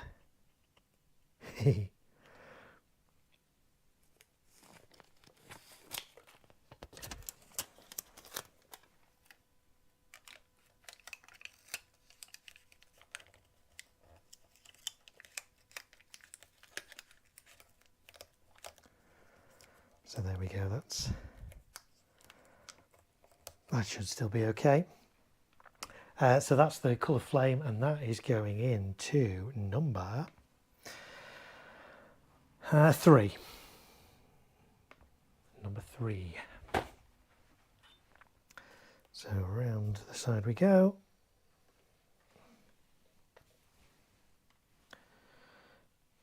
Fold the wires out. Fold them in half. And into number 3.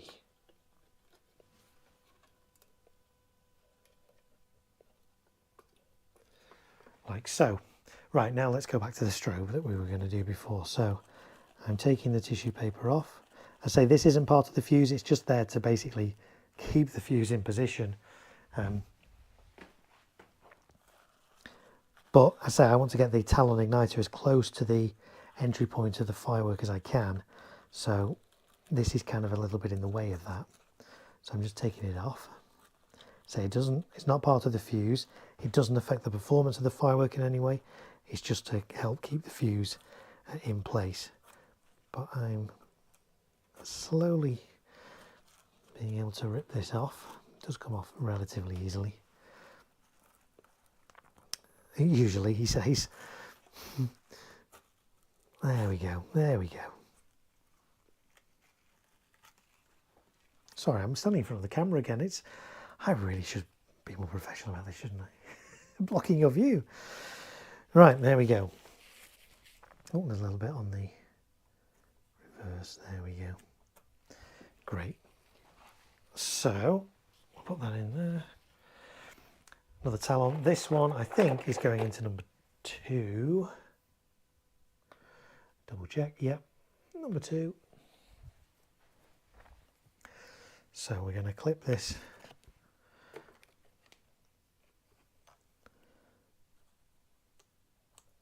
Clip that on, like so. Fold down the excess fuse. I'm going to get some foil tape to put over that. Oh, I'm putting all the rubbish there. I've got a box now for rubbish. There we go. So a little bit of aluminum foil tape.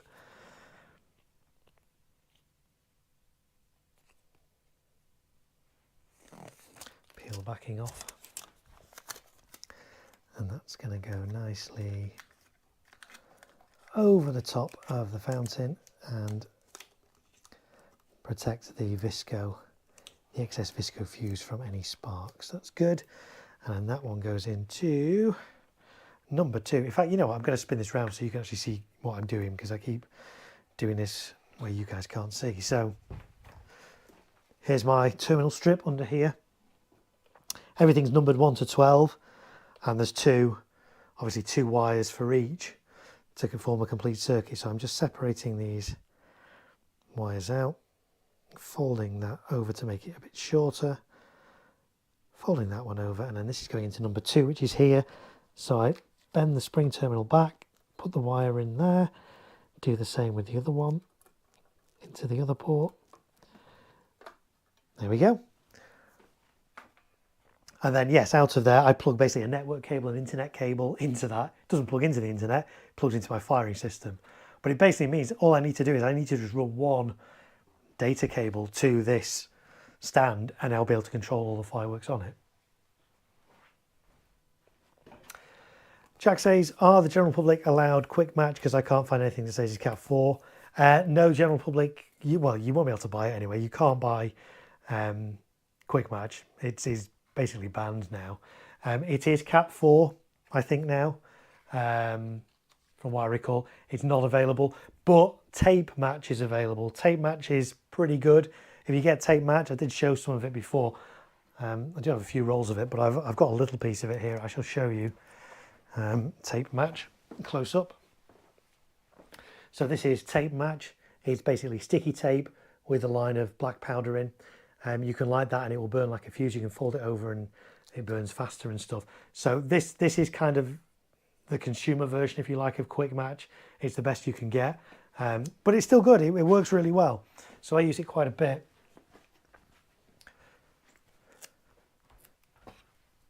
Back there.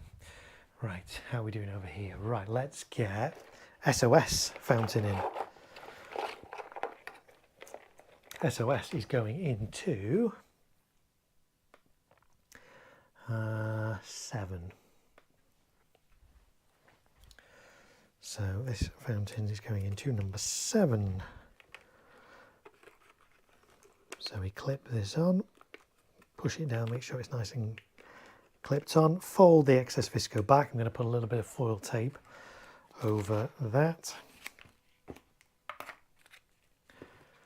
Some cakes come with visco to quick though. Yes, they do, but they're not allowed to have that exposed anymore. So internally it might have that,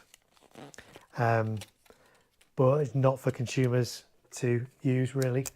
But it is there. Some cakes did recently come with an e-match port on them as well. Some consumer fireworks.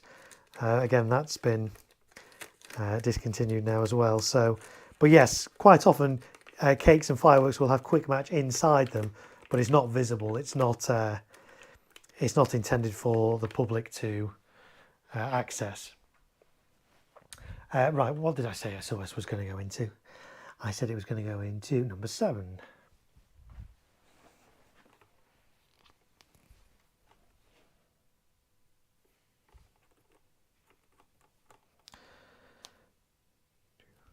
And as I said earlier, I will test all these, not tonight, but once I've assembled all these, I'll take these outside, plug them into my firing system in test mode, and just check that I've got continuity on everything. Again, it just saves me actual time on the display day as well. I will still, of course, test on the display, but if I can identify any potential issues before that, it just saves me a bit of time on the day.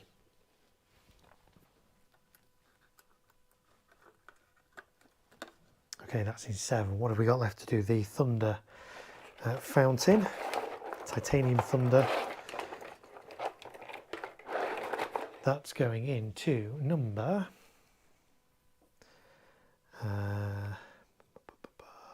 9. Number 9. So we'll clip this on like so. Fold the visco down. Put a bit of foil tape over the top. If I can get the backing off. There we go.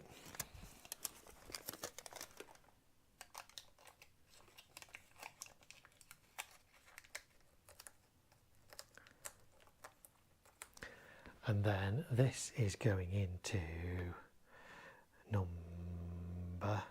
9.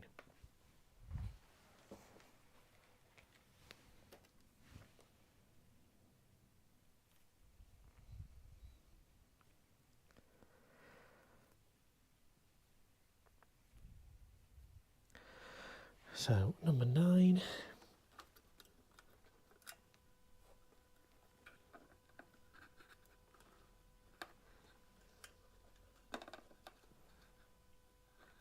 That's good.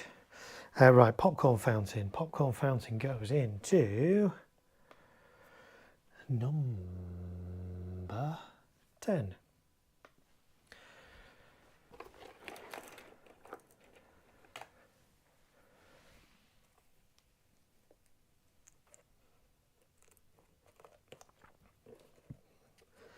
So I'll put a little bit of tape on the side of this one just because it's quite tall, just to keep the igniter wire from getting snagged on anything during transport. Just going to stick that to the side, like so, and then this is going into 10.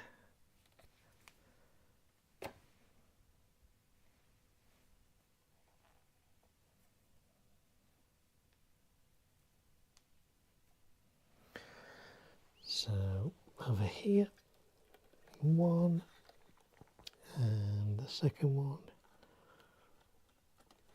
There we go, so that one's now in. I'm going to just try and get that one in a little bit better, into 10. There we go, that's good. That's in 10. I need to foil the top of that. How far apart would you space two 30mm cakes fired left and right? You mean sort of fanned out? I put them next to each other. Quite often what we do on pro displays, we will tape all the cakes together. I personally don't like doing that. I like to have a little bit of separation, just in case one fires. But it depends. It really depends on how long your display is and how close together in terms of where they fit in the display the two cakes are. If the cakes are pretty much one after the other in the display, have them right next to each other, because even if one catches fire, it's not going to, the next one's going to be going up straight away. If you've got a cake at the start of your display and your display is 15-20 minutes, and you've got another cake at the end and you put both of those cakes together, cakes can quite often smoulder after they've finished firing. If you've got that right next to another cake that hasn't fired yet, potentially that one could smoulder, could catch fire, and could ignite the firework next to it. It's possible. So the more space you can have between cakes, generally the better. But obviously if your space is limited, you have to put cakes quite close together. And as I say, for a lot of the professional displays I do, we actually will just put all the cakes together and tape around them and have one almost giant cake. Straight firing, 2 firing positions. Okay, so how far apart would you space them? Well, if they're 2 identical cakes doing the same effect in the sky and they're firing straight up, have them as far apart as you can. If you've got 2 cakes next to each other, effects-wise in the sky, all the effects are kind of going to be on top of each other. Now, that might be what you want, but if you want something more sky-filling, if you have them further apart going up, they're going to fill more of the sky. Alternatively, you could have them close together, but fan them out a little bit. That way, they'll still fill a lot of the sky. So it depends what you're after, but in terms of safety, you can put cakes right up against each other if you need to. I personally like to have a little bit of space between them. Imagine if one finished firing and caught fire and was flaming a little bit. You want enough space so that it's not going to impact on anything else in the display. I have a huge field, well, if you have a huge field, 100 meters wide and 300 meters long, yeah, get them nice and far apart. They're going to fill more of the sky. I guess you'll be limited if you're electronically firing them. You're potentially limited by the length of your cables. If you're hand firing them, well, you are limited by how quickly you can get from one firework to another if it's just you. So I'm going to put some more tape across the popcorn ones now. So the popcorn ones actually have like 4 individual fountains. These, the little Oh So Quiet ones had 3 different fountains in. These ones look like they've got 4, which is interesting because on the description there's just 3 different effects, but 4 tubes. So it might be that a couple of the tubes fire together. We shall see. Will 25 meters apart be too much? No, not at all.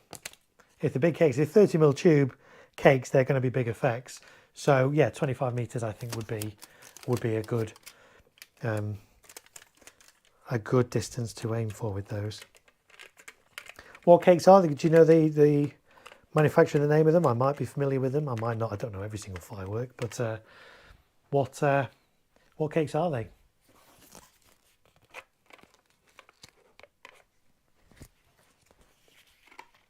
You got 2 modules left and right. Yeah, that's fine. Yeah, so let me know what. Be interesting to know what cakes they are. 30mm actually. That's the, obviously for those who don't know, that's the diameter of the tubes in the cakes. 30mm is the maximum diameter that's allowed in consumer cakes here in the UK. And generally speaking, I think, yeah, pretty much all Fireworks with 30mm tubes are category F3, 25 meter safety distance. I'm not aware of any. Oh no, there are some 30mm. Yeah, there are some 30mm Cat 2 ones, but I wouldn't fire them at 15 meters. Let's have a look. Too much. Oh, the Funk. Yeah, Funk ones are powerful. Also, too energy. Yeah, yeah. I think 25 meters at least. You could probably go a little bit further if you wanted. If you got, to be fair, if you got 100 meters wide, I'd go a little bit further. But I guess it will depend on how far away your audience are, how big your audience size is, how wide you want your display. If there's not many audience, they're all fairly central, you probably don't need a lot of distance between them.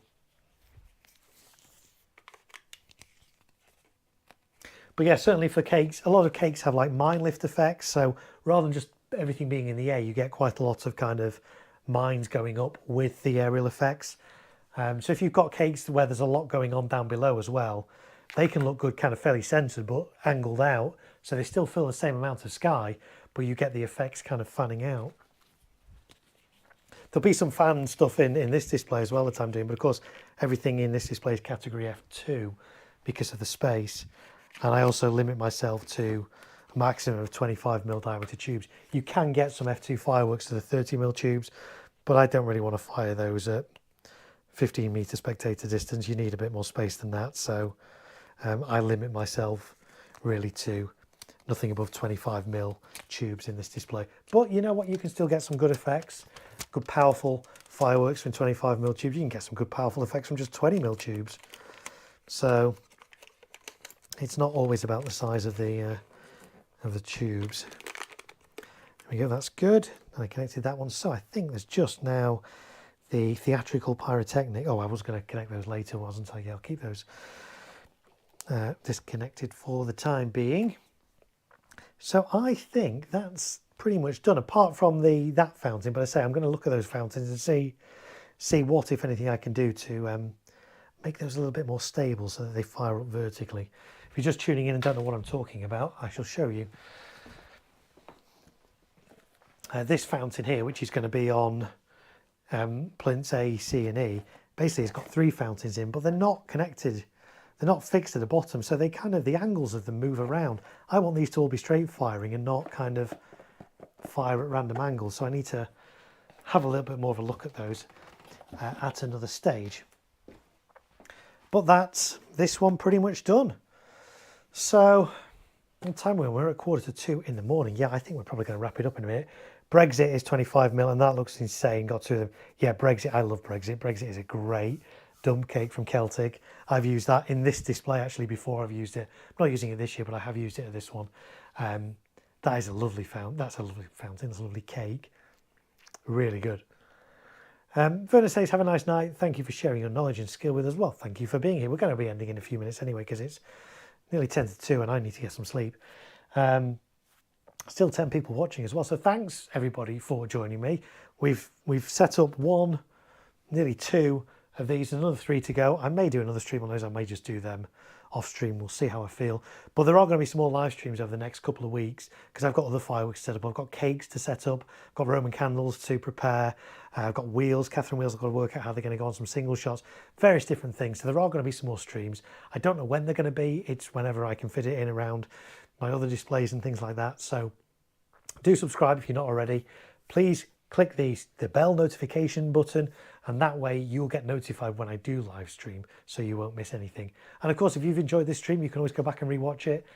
Was it quite a long stream? It was quite a long stream, wasn't it? We've been streaming now for 3 hours 20 minutes. Where did that time go? 3 hours 20 minutes. Wow. No wonder I need some ice cream. My voice is starting to go. I'm not used to all this talking, but I hope you've enjoyed it. I've had a lot of fun. I know it might be a bit boring at times, me just kind of screwing screws into wood. Not the most exciting live stream, but hey, I've live streamed from my greenhouse before. I've live streamed just eating a jacket potato and people watch that, so go figure. So yeah, I'm going to wrap this live stream up now, but thank you everybody so much for being here. If you're watching on the replay and you've still got this far, thank you as well. That's 3 hours 20 minutes of your life you're not going to get back, but I appreciate you watching. I really genuinely do. Lots more exciting stuff coming up, more live streams. I'm going to be doing a live stream on the 4th of November, Saturday the 4th, from my back garden. That's going to be really exciting. I'm doing a public display in Liverpool on the 5th on Bonfire Night itself. That's what all this is for. That's going to be on my channel a few days after that as well. So lots of exciting stuff coming up. In the meantime, do check out some of my other videos. I've been doing some review videos on some brand new fireworks that have landed in the UK this year. I've been the first ones. I've been so honoured to be able to fire some fireworks for the first time in the UK and film that and get that on my channel. So there's that there. This firework, for example, is on here, Goldilocks, and these strobes are on here. Quite a few of the other fireworks I'm going to be using are on my channel already as well, so do go check that out. Jack says, thanks for the stream, it's very entertaining and learned a lot. Thanks, Jack, I appreciate that. Glad you enjoyed it. So yeah, I'm going to wrap this up now because I need to get some sleep. I've got a busy day tomorrow. I'm doing a display tomorrow at a primary school somewhere. So yeah, so I'm going to sign off for now. Thanks everybody for watching. Stay tuned again for some more live streams coming your way very soon. So thanks everybody and see you soon.